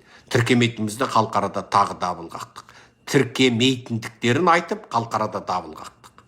Міне біздің осы күресіміз қатты жүріп жатқандықтан, біздің Атажұрттың мүшелеріне қудалау жүріп жатыр. Кәдімгі докторхананың еден сүрткішінен тартып, әкімшіліктің күзетшісіне дейін, шоферына дейін, еден сүртушісіне дейін, мемлекеттік қызметтегілер, жаңағы полицияның қызметкерлеріне бәріне тапсырма түскен, Атажұртты қаралаған, жалалаған барлық жалақор, бәлеқордың астына комментарий жазыңдар, бөлісіңдер, таратыңдар, үріңдер. Ал Атажұрт жақтастарының астына үркітіп, қорқытып, қоқондық жасаңдар. Ауылдың әкімі сол Атажұртқа мүше болам деген ауыл тұрғындарына барып әкім қорқытады. Ауданның әкім, ауданның полициясы, ауданның прокуроры Атажұртқа мүше болам деген қазақтарға өздері кездесіп, үркітіп, қорқытып, туыстарын салып айналысып жатыр. Енді біздің белсенділерге айыппұлдан айыппұл салып жатыр. Атажұрт сондықтан тұтас қоғамнан, партия мүшелерінен, жаңағы бізді қолдайтындардан Атажұрттың картасына осы айыппұлдарды төлейтін қаражатқа көмектесуін сұраймыз. Бұл картамыз, бұрынғы карта істеп тұр. Қазіргі картамыздың нөмірі Қапарахаттың нөмірін жарияладық. Бұрынғы карта иесі Тілек Ниязбектің Америкаға қоныс аударуына байланысты енді Қапарахаттың картасын жариялауды жөн деп таптық. Қапарахаттың картасындағы аты Қапар А деп шығады. Каспий Голдтың жаңағы өздерінің тәртібі бойынша Қапар А, яғни Қапар Ахат дегендегі А. Карта нөмірін жазып алыңыздар қазір. 4400 4302 5332 56 55. Қайталап айтам. 4400 4302 5332 56 55. Қайталап айтам. 4400 4302 5332 56 55. Бұл картаға байланған телефон нөмір, бұрынғы нөмір 8707 863 52 23. Қайталап айтам. 8707 863 52 23. Қайталаймын. 8707 863 52 23. Атажұртқа қудалаудың жалғасқандығын осымен дәлелдейміз. Біз анығында бұл біздің ұлт азаттық күресіміз екендігін сіздерге қайталап айтамыз. Сондықтан мынау қасиетті Рамазан айында беретін бітір садақаларыңызды осы айыппұлдың астында жатқан, биліктің салған әділетсіздігінен, әділетсіз соттардың кесірінен нақақтан нақақ, кінәлі болып, істі болып, нақақтан жала жабылып, айыппұл арқалап қалған азаматтарға көмектесу, ол сауаптың сауабы. Ол ең үлкен сауаптың бірі осыда болады.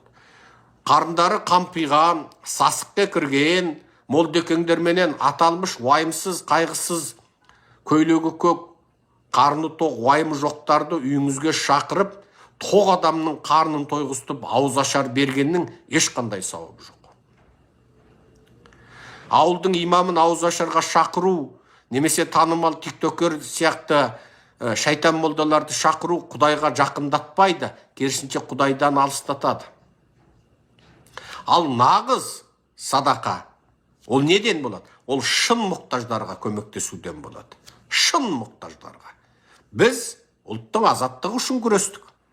Жаңағы Айдос Мелдаханұлы, оның бір қызы оққа ұшып, мезгілсіз қаза тапты, бір қызы мүгедек болып отыр. Мүгедек емей не? 7 жеріне ине тығып көрші. Оның 7 жеріне оқ тиген. Бір оқ оң жағынан тиіп, сол жағынан шығып кеткен. Өкпесін зақымдаған. 15 жасында оқ тиген, 18-ге келді. Айдостың өзінің жеке есеп шотын оны жариялады. Мен қазір мына ата жұрттың есеп шотын бөлек жариялап отырмын. Ол көмектесетін халықтың өзінің таңдауында. Айдосқа неге көмектестейміз? Айдосқа көмектестегеніміз, ол шын мәнде күресін жалғастыру керек. Ол ана қызын емдету керек. Ал біз неге ата жұртқа көмектестеп отырмыз? Біздің күрес жолында жүріп, мына зұлым биліктің кесірінен нақақ істі болып, нақақ айыппұл арқалап қалған азаматтардың айыппұлын жабуымыз керек. Ал айыппұлын жаппасақ, оларды тағы үстінен жаңағы қудалаулар күшейе түседі. Ал біз бұл айыппұлдарды жапқан сайын, біз міне мұншам айыппұл тапсырдық деп, батысқа Қазақстан билігінің қылмысын аша түсеміз. Батыс ұлттың Қазақстан билігінің шынайы бет бейнесін тани түскені, ертеңгі сіздің жақсы өмір сүруіңіз үшін бір қадам жасалған прогресс ол. Сондықтан Каспийді жариялайын. Қапара хаттікі 4400 4302 5332 5655, телефон нөмір 8707 863 5223. Міне біздің осы Ата жұрт партиясының осы есеп шоттарына көмектесуге біз шақырамыз. Міне бұл біздің бүгінгі үндеуіміз. Енді қазір сіздерге тағы бір аса маңызды хабарды жеткізейін деп отырмын. Ол хабардың маңыздылығы соншалық, ол туралы біз айтпасқа шарасызбыз. Қазақ билігі енді Қытайдан келген кәсіпкер азаматтарды қудалай бастапты.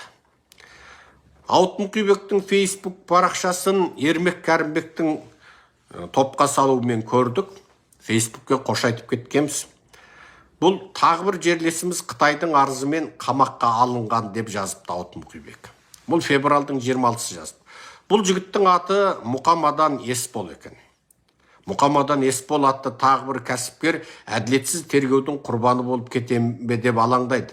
Бұл жігітте Қытай кәсіпкерлерінің тепкісіне ұшырап, Шымкентте бір айға жуық қамақта отырған. Қазір бостандыққа шыққанымен үстінен қорғалған қылмыстық іс тоқтатылмаған дейді.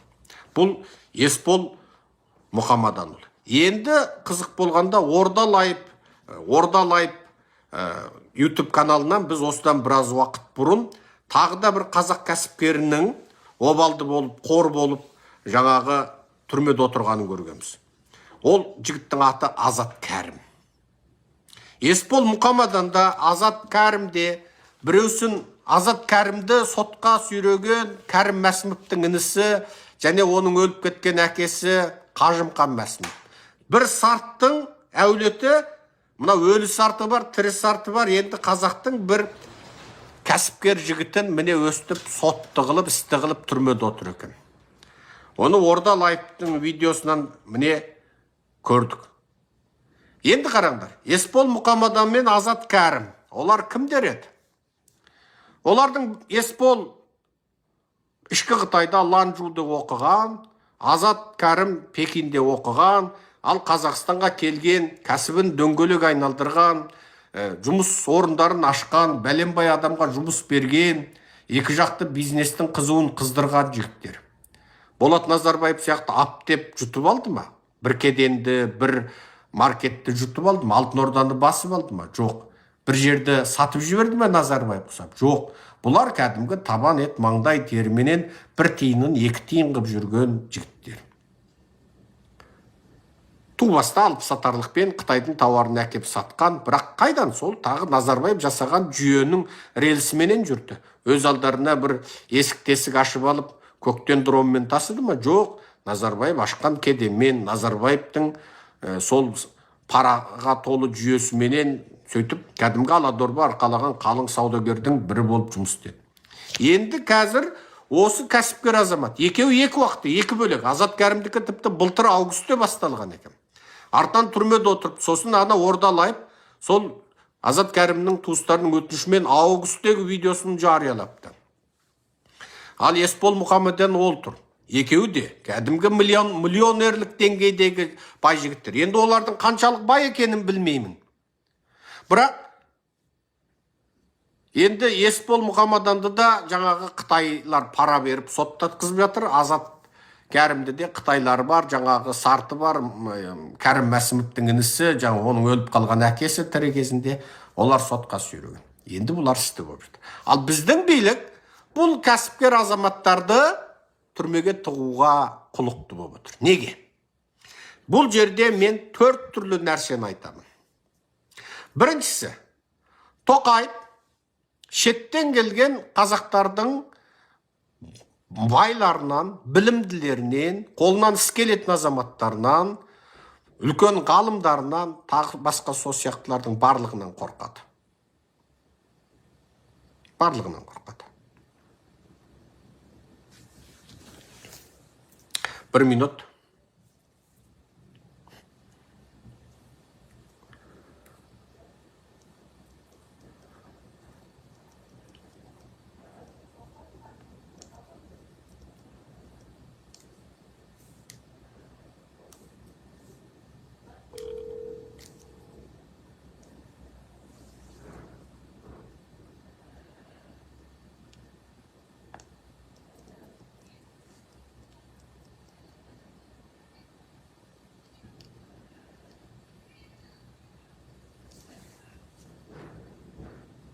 Қазір 1 минут.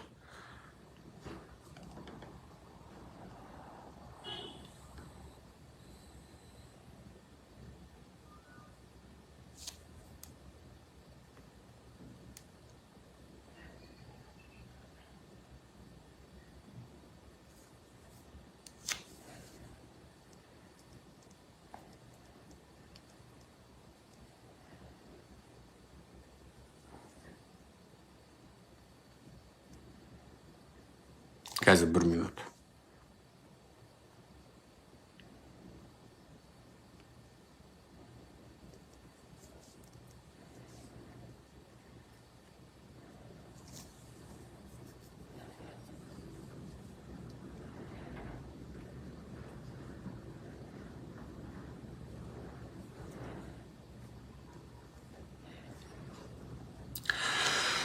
Назарбаев та, Тоқаев та шеттен келген қазақтың ілімді, білімді, күшті, қуатты, бай, бақауатты, іскер, пысық, танымал тұлғаларының бәрінен қорқады.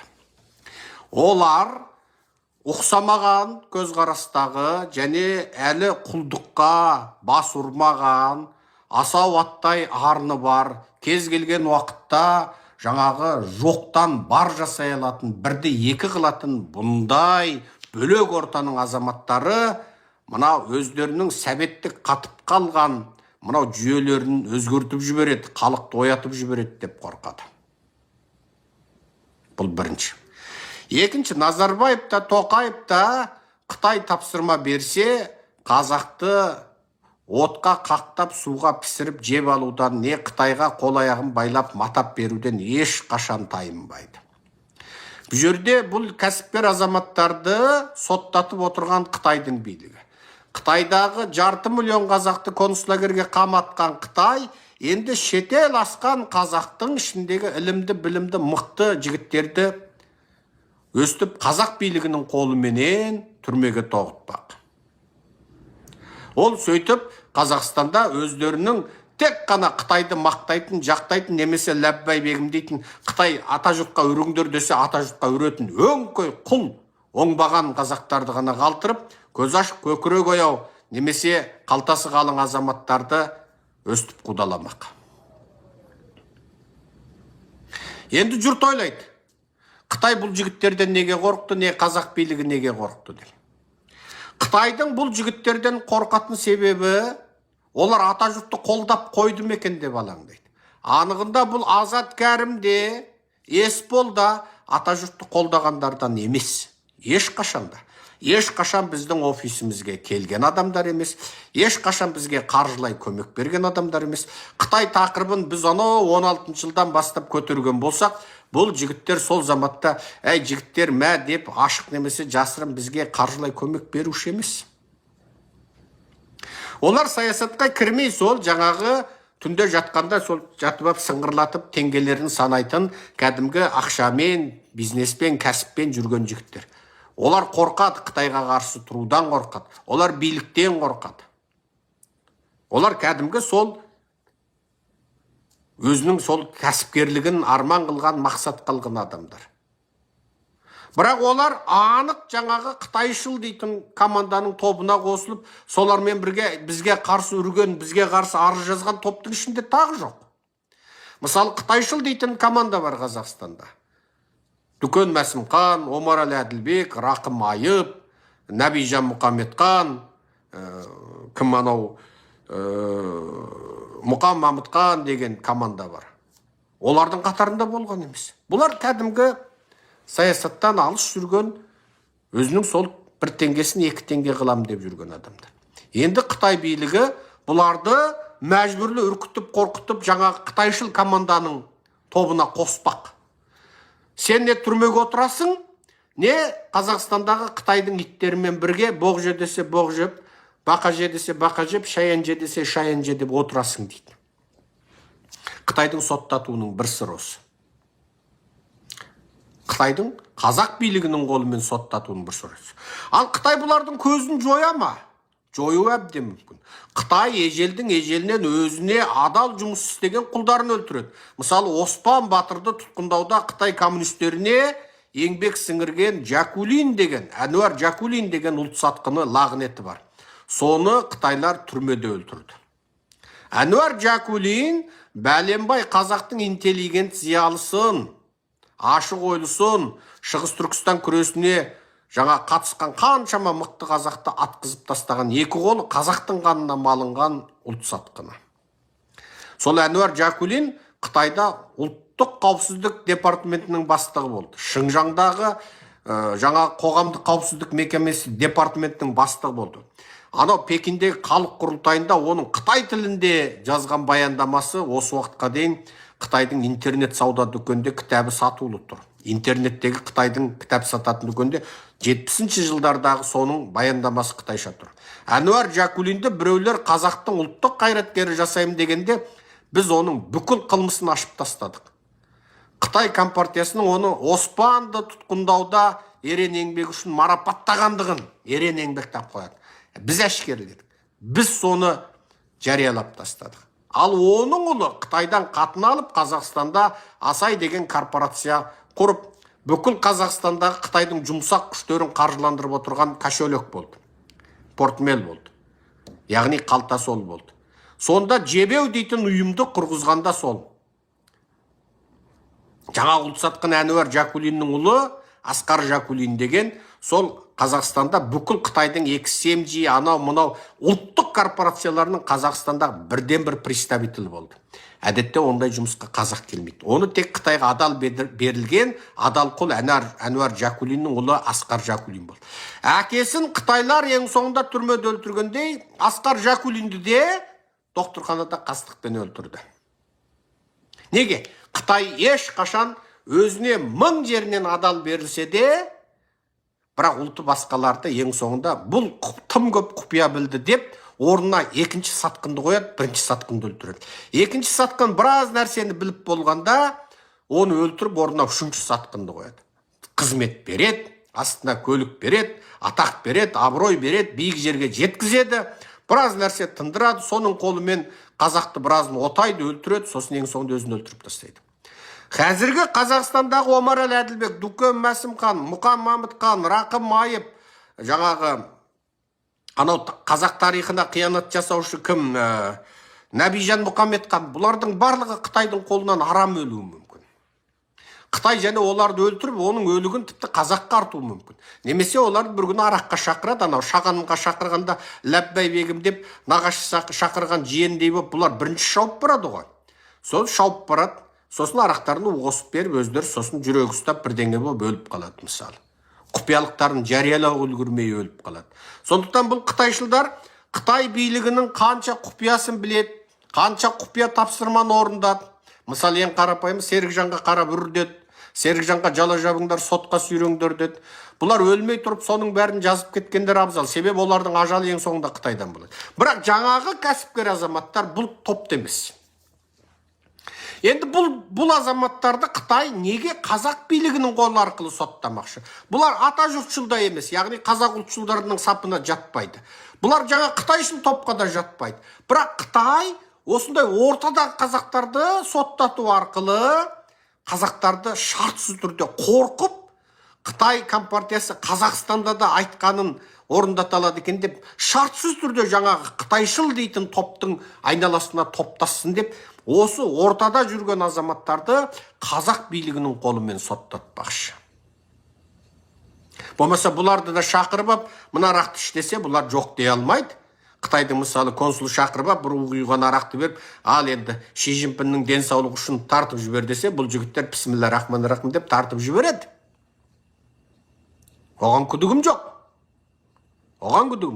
Бірақ қазақ билігінің қолымен соттау арқылы Қытай Қазақстанда жасап жатқан Қытайдан келген қазақтарды үреймен қорқытып ұстамақшы. Ең алдына шыққан байларды соттау арқылы. Ең алдыға шыққан мықты азаматтарды соттау арқылы үрейлендіріп, барлығын жаңағы өздері қолдан жасаған жаңағы тұлғалардың маңына топтастырмақшы. Бұл Қытай билігінің ежелден қолданған айласы. Олар Омар Әлілерді, Дүкендерді, Рақымдарды, Нәбижа Мұхамедхандарды Қазақстанда максимал көтереді. Мысалы, Дүкен Мәсімхан Тоқаевтың қолынан сыйлық алады. Қытайдың сол замандағы бас елшісі Жан Хан Құй деген, Хан Құй Жан дегеннің қолынан сыйлық алады. Жоқтан барғып, жаңағы баланың Жорнабегі сияқты қылып сөздік құрастырып шығады, оны ашып оқудың өзі масқара. Ананың надандығы соншалық, ана сөздікті бір сауатты біреу оқиды деп ойламаған ғой. Мынандай қылып сөздік жасап шығады, қазақ-қытай сөздігі деп. Ол 90% плагиат. Ол Сын Айман деген қазақтың жаңағы о кісінің толық аты ұмытып отырмын. Сапанғазы ой деймін. Мысалы, білетіндер астыға жазып беріңіздерші. Бірақ сол сөздікте о кісінің аты Сы.Найман деп тұратын. Мысалы. Енді ол тек сол бір кісінің емес, жалпы сол замандағы ең керемет интеллигент зиялылардың коллектив еңбегі болды. Осыны плагиат жасап, өзі бір адам жасап шыққандай қылды ғой. Анығында өзі толық жарты бет қытайша жаза алмайды. Жарты бет, мына телефонның, WhatsApp-тың жаңа сообщение жазасың ғой, жарты бет телефонның толтыратындай қытайша толық сөйлем жаза алмайды. Жаңа біз сияқты Қытайдың ескі әдебиетін ол білмейді ол. Бай жүйі десең, баяғыда онымен біз арақ ішкеміз деп өтірікті соға береді. Бай жүйі деген Қытай бар екен ғой, танисың ба деп сұрап көріңдірші. Жоқ, баяғыда ішкеміз, жақсы ішеді өзі. Маутайды жақсы ішеді. Тақпады мысалы. Туфу деген кім десең, туфу деген онымен де ішкеміз ол. Туфуды сүйіп жейді деп отыра береді ол. Қытайша дым қақпайды Дүкен Мәсімхан. Бірақ мынандай сөзді құрастырған. Міне. Енді жаңағы жігіттерді соттату арқылы қарапайым халықты, яғни ата жұртқа ілесуі мүмкін деген халықты, немесе ата жұртты жамандау арқылы Қытайға жағам деген халықты, Серікжанды боқтау арқылы Қытай компартиясына жаңағы адалдығын білдіремін деген халықты, соларды жаңағы өздерінің қолдан жасаған тұлғаларының маңына жақындатпақ. Сөйтіп жоғарыдағы азаматтарды үркітіп қорқытып отыр. Сотқа сүйреді. Ал қазақ билігіне ол Қытай ана жақтан $1 миллион біздің кез келген прокурорға, кез келген судьяға ақша берсе болды. Тағы басқа қазақ бар ма, айтыңдар. Семіздеу керек па, арғы керек па, соттап берейік. Қаншау керек, қатын бала шағасымен қосып құртып берейік па деп, біздегілер деген алақанын сықылап дайын тұр. Міне, әңгіме қайда жатыр. Ал Назарбаев Тоқаевтың Қытайдан келген қазақтан қорқатынның тағы бір себебі, бұлардың барлығы сатанист. Назарбаевтың орыс бақсылары, орыс шайтандары сенің орныңды Қытайдан келген жігіт алады, сенің тағыңды Қытайдан келген жігіт тартып алады деп айтқан. Содан бастап Назарбаев шошиды. Ал бұл сөзді біз бірінші естігенде марқұм профессор, журналист, жазушы Темір Құрсау романының авторы, Қытай концлагері туралы бірінші кітапты жазған Қуандық Шамахай марқұмнан естігенбіз. Қасымыздағы жолдас жігіттеріміз куә. Оны бүкіл парламент, бүкіл депутат білетінін ол кісі айтып берген. Өзі араласқан адамдар айтады. Назарбаевтың 2019 жылы наурыздың 10 күні, тура осыдан бір күн бұрын, мені қан жоса қылып барымталап, арнайы Астанаға алып кететіні Алматыдан. Неге? Назарбаев ол ойлады. Құдай біледі, сол бақсылар айтқан жігіт осы деп қорықты ол. Сөйтіп, мені тұтқынға салып, 9 күннен кейін 2019 жылы наурыздың 19 күні 19-дан 19 минут өткенде тағын Тоқаевқа берді. Неге? Нумерология бойынша 19 жыл наурыздың 19-ы 19 сағат 19 минут өткенде Тоқаевқа берді. Нумеролог бақсылар айтып отыр, солай болады деп. 1 мен 9 қасиетті сан екен олар. Қалған сандар қасиетсіз екен. Міне, көрдіңіздер ма? Мен ол кезде түрмедемін. Ал енді сол үрді, сол орыс бақсыларға, орыс нумерологтарға сенетін сол мынау адамның ақылы жетпейтін сол надандықты Тоқаев жалғастырып отыр. Ол да шеттен келген қазақтан қорқады. Неге? Серікжан міне күні түні езуін тіліп жатыр. Міне бір Серікжанның өзі бұлардың бас ауруы. Бір Серікжанға қарсы адамдар жүргізу үшін бұлар 100 миллион теңге жұмсап жатыр. Қайсын көресің мә деп. Бәне, қаншама журналистің басы қатырып отыр, қаншама шоулар жасайды, қаншама жаңа жалаларды ұйымдастырады, қаншама арыз, қаншама тұтқындаулар, қаншама бақылау, тыңдау, бәрі қаржы. Енді қайтеді, осылардың көзін құртайықшып жалпы беттік бәрі. Міне. Ол ақпа қарама. Ана жақтан Қытай заказ беріп тұр. Міне. Көрдіңіз бе? Әңгіме қайда жатыр. Енді жалпы мен Қытайдан келген кәсіпкер азаматтардың бір емес екеуі, ұқсамаған екі іспенен, ұқсамаған екі уақытта, екі жерде істі болып, түрмеде отырған осы құбылысқа қарай отырып, мен бұл азаматтардың айналасындағы туыстарына айтам, және түрмедегі бұл азаматтарға біздің сәлемімізді жеткізсін. Бұл кісілер тек қана батыстық ақпаратқа шығу арқылы, атажұртқа шығу арқылы, Қытайдың ұзын қолы Қазақстан билігі арқылы өздерін қудалап жатқандығын дәлелдеу арқылы. Атажұрттың офисінде бұлардың туыстары отырып, біз Қытайдың концлагерінен қашып аман келдік пе десек, концлагердің Қазақстандағы филиалында түрмеге отырғалы жатырмыз деп арыздарын берсін. Оларды батыстық ақпараттан басқа, батыстық адамдық құқық күштерінен басқа, батыстың демократтарынан басқа оларды құтқаратын күш жоқ. Қазақстанның әділетсіз соты шеттен келген қазақ түгілі өзінің қазағы, міне Айдос, оның қызы Айгөркем, қандай трагедия. Кешегі лекциямызда біз тікелей сұхбатта сол Айдос Мелдахан сөйледі. Бір қызын 4 жасында кім атты? Тоқаев атты. Енді Тоқаев өзінің бұйрығын атқарған әскерді соттай ма? Соттамайды. Жұман Арман атыпты. Міне, оны соттамайды. Оны кім айтады? Анау қытайшылдар басқарып отырған Қазақтаймыз.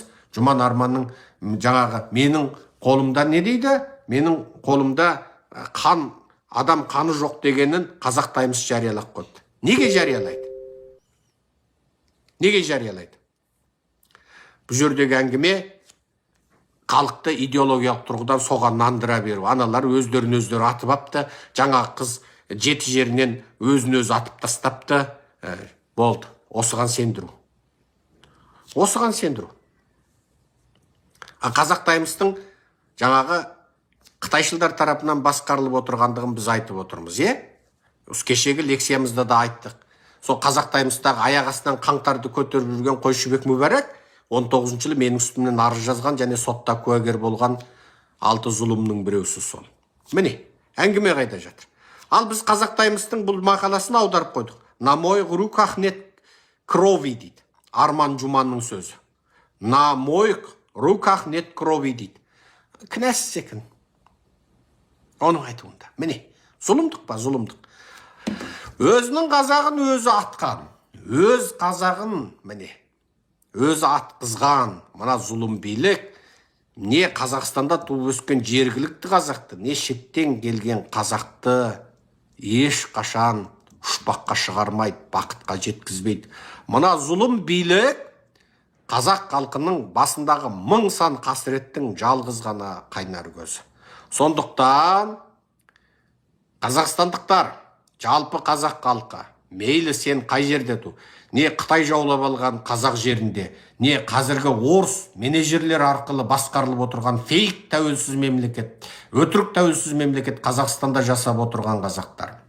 Жалпы орыс жаулап алған қазақ жеріменен Қытай жаулап алған қазақ жерінде жасап отырған қазақтар. Атажұрт партиясының айналасына тығыз топтасып, шын мәніндегі ұлт азаттықты жүзеге асырайық. Біздің одан басқа шығар жолымыз жоқ. Біздің одан басқа шығар жолымыз жоқ.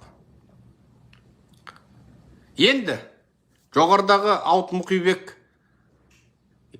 анау түрмеге отырған, сотталып кетуі мүмкінделген Есбол туралы мақаланы жазғаннан жұрт ойлайды, Ауыттың жолыменен осы іс шешіліп қала ма деп. Мұқамадан Есболдың ісі Ауыттың Фейсбукте жазған бір постымен шешілмейді. Ауыт азаматтығын танытып отыр, қоғамға назар аудартқысы келеді, бірақ бұдан мәселе шешілмейді. Мәселені шешудің жалғыз жолы батыс қоғамына дабыл қағу. Концлагерге қамалмай, концлагерден аман есен қашып құтылған қазақ Қазақстанда Қытай концлагерінің филиалына қамалмақшы. Осыдан артық бұл жігіттерді құтқаратын жол жоқ. Мен осыны қайталап тұрып, осы азаматтардың жора жолдастарына, таныс білістерін айтам.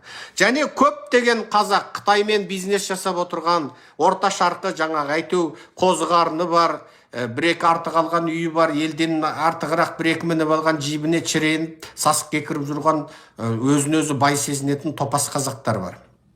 Мен сол топас қазақтарға айтам. Атажұрттан қашу арқылы, атажұртты жамандау арқылы Қытайға жағам, билікке жағам деген надандықтарыңды ұмытыңдар. Ертең бытырлатып сендердің майлықтарыңды тартып алып, өздеріңді түрмеге қамап, жаңа неше түрлі жаламен ұлыңды, қызыңды соттап, өзіңді соттап, басыңа күн туғанда жылап еңіреп табатын жалғыз қорғаның, қормалың, басқалқаң осы Атажұрт партиясы болады. Ол күн келе жатыр. Кезінде 17-шілі Қытайдағы аға бауырыңды, туыс туғаныңды бытырлатып түрмеге қамағанда, жылап еңіреп алдыларымызға келгендерің шын. Біз ол кезде қазақтың қамы үшін, бір Алланың разылығы үшін атқа қондық, құтқардық. Енді қазір Қытай өтірік шүленсіп, арам ойын ниетін жасырып, өтіріктен визасы қатынас орнатып, ары-бері қазақтарды жүргізіп қойса, сауданы қайтадан жандандырып қойса, енді Атажұрт керегі жоқ екен деп, Атажұртты жамандау арқылы Қытайға жағам десең, Атажұртты жамандау арқылы, Серікжанды жамандау арқылы билікке жағам десең, топастың топассың. Ертең Қытайыңда, билігіңде қайтадан тізгінді тартып, қайтадан шыңғыртып, сенің байлығыңды, ақшаңды тонауға, үйіңді тартып алуға, қатын балашаңды соттауға кіріскен кезде сенің қайта кіретін есігің тағы да Атажұрт болады. Тағы да Серікжан аға дейсің. Міне, сонда бізді құтқаратын нәрсе ақиқат. Біздің таянатын бір ғана тірегіміз, бірі жаратушы Алла, екіншісі шындық. Сенің адам ретінде өмір сүруіңе бұлар жол бермей отыр ма? Сен адамды құқықты қорғайсың. Адамды құқықты қорғау, біреуді жағатсып, жампозданып, біреуді жамандап, екінші біреуге жағып, немесе билікке мақтау өлең айтып, мадақ өлең айтып, жағып, сөйтіп жансақтау емес. Адамды құқық Еуропада, Америкада, және демократия елдерде адамды құқық. Сен біреуді мақтамай-ақ өмір сүре аласың. Сен біреуді қараламай, жалаламай-ақ өмір сүре аласың. Сен саяси ұстанымыңның ұқсамағандығына байланысты қудалау көрмейсің. Сен түріңнің өңіңнің ұқсамағандығына байланысты құдалау көрмейсің. Сен келген жеріңнің, туған жеріңнің, тегіңнің, фамилияңның ұқсамауына байланысты, дініңнің ұқсамауына байланысты құдалау көрмейсің. Сен адам болып дүниеге келдің, сенің құқың бірдей дейді. Міне осыны адамдық құқық дейді. Мынау диктатуралық елдерде сен оны мақтамасаң, сен жақпайсың қазір. Сондықтан сен оны мақтайсың. Сен олардың жауларын даттамасаң, сен оларға жақпайсың. Бұл екінші басқыш. Енді үшіншісінде сен оны мақтағанда шегіне жеткізіп, шыңына шығарып мақтамасаң, сен адал болмай қаласың. Сенің мақтағаның жеткілікті емес деп саған іс қозғайтын болады. Ал сен мына диктатуралық елде сен олардың жауы болған адамды құқықты көтеруші Серікжан Біләшті, Атажұртты жамандап шегіне жеткізбесең, сен оны дұрыс жамандаған жоқсың деп істі болып сотталып кетесің. Ол диктатура, зұлымдық тек асқынған үстіне асқынады. Оның шегі болмайды. Сені құтқаратын не нәрсе? Ақиқат. Ақиқатқа кеш болса да, еш болмай тұрғанда, ештен кеш жақсы деп, ертерек келіп, біздің адамдық құқымыз тапталды де. Мүмкін бір кезде бізге қарап үріп қойған шығарсың. Біз оны елемейміз. Қайтадан адасқанның айыбы жоқ, қайтып үйірін тапқан соң дейді. Мүмкін бізге қарсы бір-екі мақала жазсаң, жазған шығарсың. Оны да елемейміз. Сен қазақсың. Сені қазақ болғандығың үшін Қытай билігінің тапсырмасыменен қазақ билігі соттағалы жатса, сенің өзің не туыстарың жылап еңіреп бізге келсең, біз сені қайтадан құтқару үшін қалқараға дабыл қағамыз. Міне. Неге? Біз сені, мына оңбаған адам бізге қарап үріп қойып еді деп сені тастап қоймаймыз. Сенің бізге қарап үргенің әрине жақсы іс емес, бірақ сені соттау одан да жаман іс. Сенің бізге қарап үргенің, Қытайға жағымпазданбақ болғаның, қазақ билігіне жағымпазданбақ болғаның, жақпақ болғаның, ол жамандық, зұлымдық, әділетсіздік. Бірақ сені соттап жіберсе, ол тіптен әділетсіздік. Біз сені құтқарып қалу үшін жұмыс істейміз. Сондықтан Атажұрт партиясының айналасына топталыңыздар. Енді міне қазір көптеген қазақтар ойлап жатыр. Міне қазір Қазақстанға көшіп келген Қытайдың қазақтарына апостол деген бәлені ойлап тауып, енді Пекин айналып құжатыңды растатып келеді екенсің Қазақстанның елшілігінен. Пекиндегі қазақ елшілігінен таңба бастырып, Пекиннің сыртқы істер жаңа мекемелерінен таңба бастырып келеді екенсің. Қазақ сенің азаматтығыңды қиындатып жатыр. Бұның барлығы айналып келгенде Қытайдың тапсырмасы. Сондықтан апостолге қиналған қазақ жаңағы биліктің қол баласы болып жүргендерге барып, жалынып, жалпайып, мақала жазып, ол билік білмей қапты екен, сондықтан осыны көтеріп, осы мәселені шешем деп ойламаңдар. Соны істеп отырғанның өзі сол билік. Істеп отырғанның өзі билік. Сені тек қана біз Қытайдың геноцидінен қашып құтылып едік, енді қазір Қазақстанда байыз таптырғызбай, бізді қайтадан Қытайға жібергел жатыр, бізге қауіп төніп тұр деп, ақпаратта дабыл қағу арқылы, Атажұртта конференция өткізу арқылы, батыс журналистеріне ақпарат беру арқылы, батыстың елшіліктеріне хат кіргізу арқылы ғана аман қаласыңдар, басқа жолдарың жоқ. Ауыт Мұқибек Назарбаевтың кезінде көші-қондағы барлық кілтеңдіктерді жазатын. Бұны Назарбаев білмей тұр, айналасы оңбаған деп. Ол айналасына өңкей оңбағанды жиып алған Назарбаев қандай адам? Оның өзі оңбаған адам. Міне тарих дәлелдеді. Енді қазір Ауыт Мұқибек ана бұрынғы мақалаларындағы ұлы көсем Назарбаев деген сөздердің орнын алып тастап, Тоқаев деп өзгертіп қайта жазып жатыр. Тоқаев білмейді екен бұл зұлымдықтарды, оның бәрін істеген Тоқаевтың айналасы екен. Бұл қалай? Шыбын боққа құмар болады. Тоқаев өзі боқ болғаннан кейін айналасына өңкей сондай шыбындарды жиып алады. Тоқаев егер гүл болса, айналасына бал арасы жиналатын еді.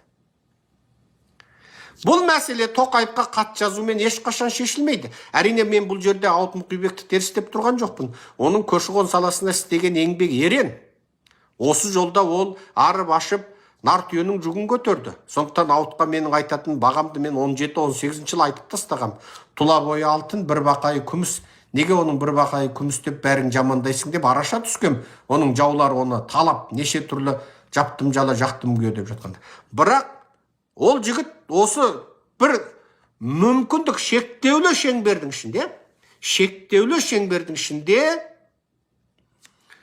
жаңағы акуланың кішкенелерімен алысып, біраз қазаққа пайдалы жұмыс істеді.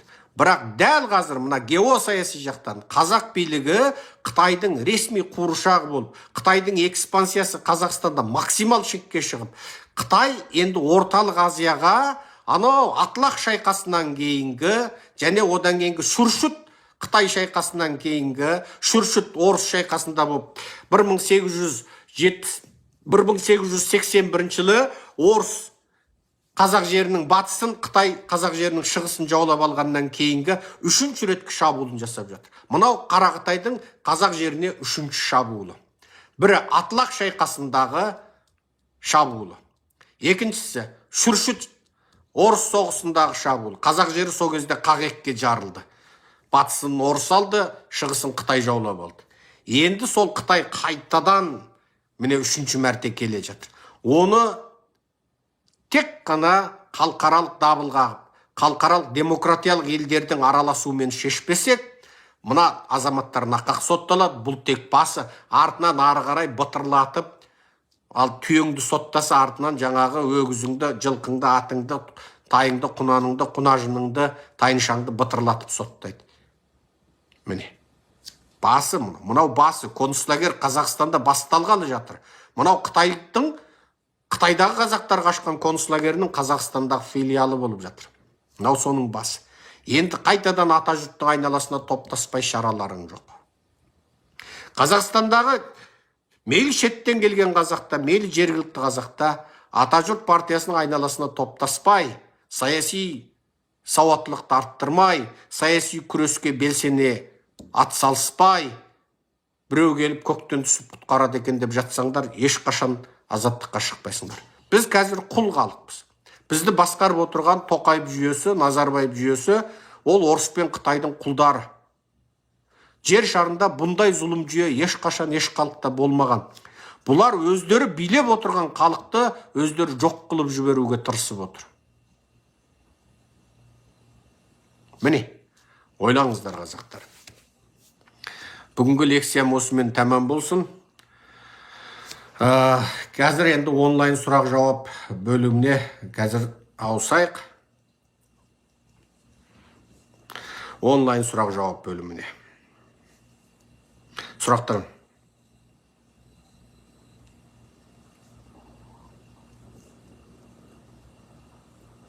Жақсы, сұрақ жауапты ертеңге қалдырайық. Аман сау болыңыздар. Мен қатты шаршап тұрмын, демалайын.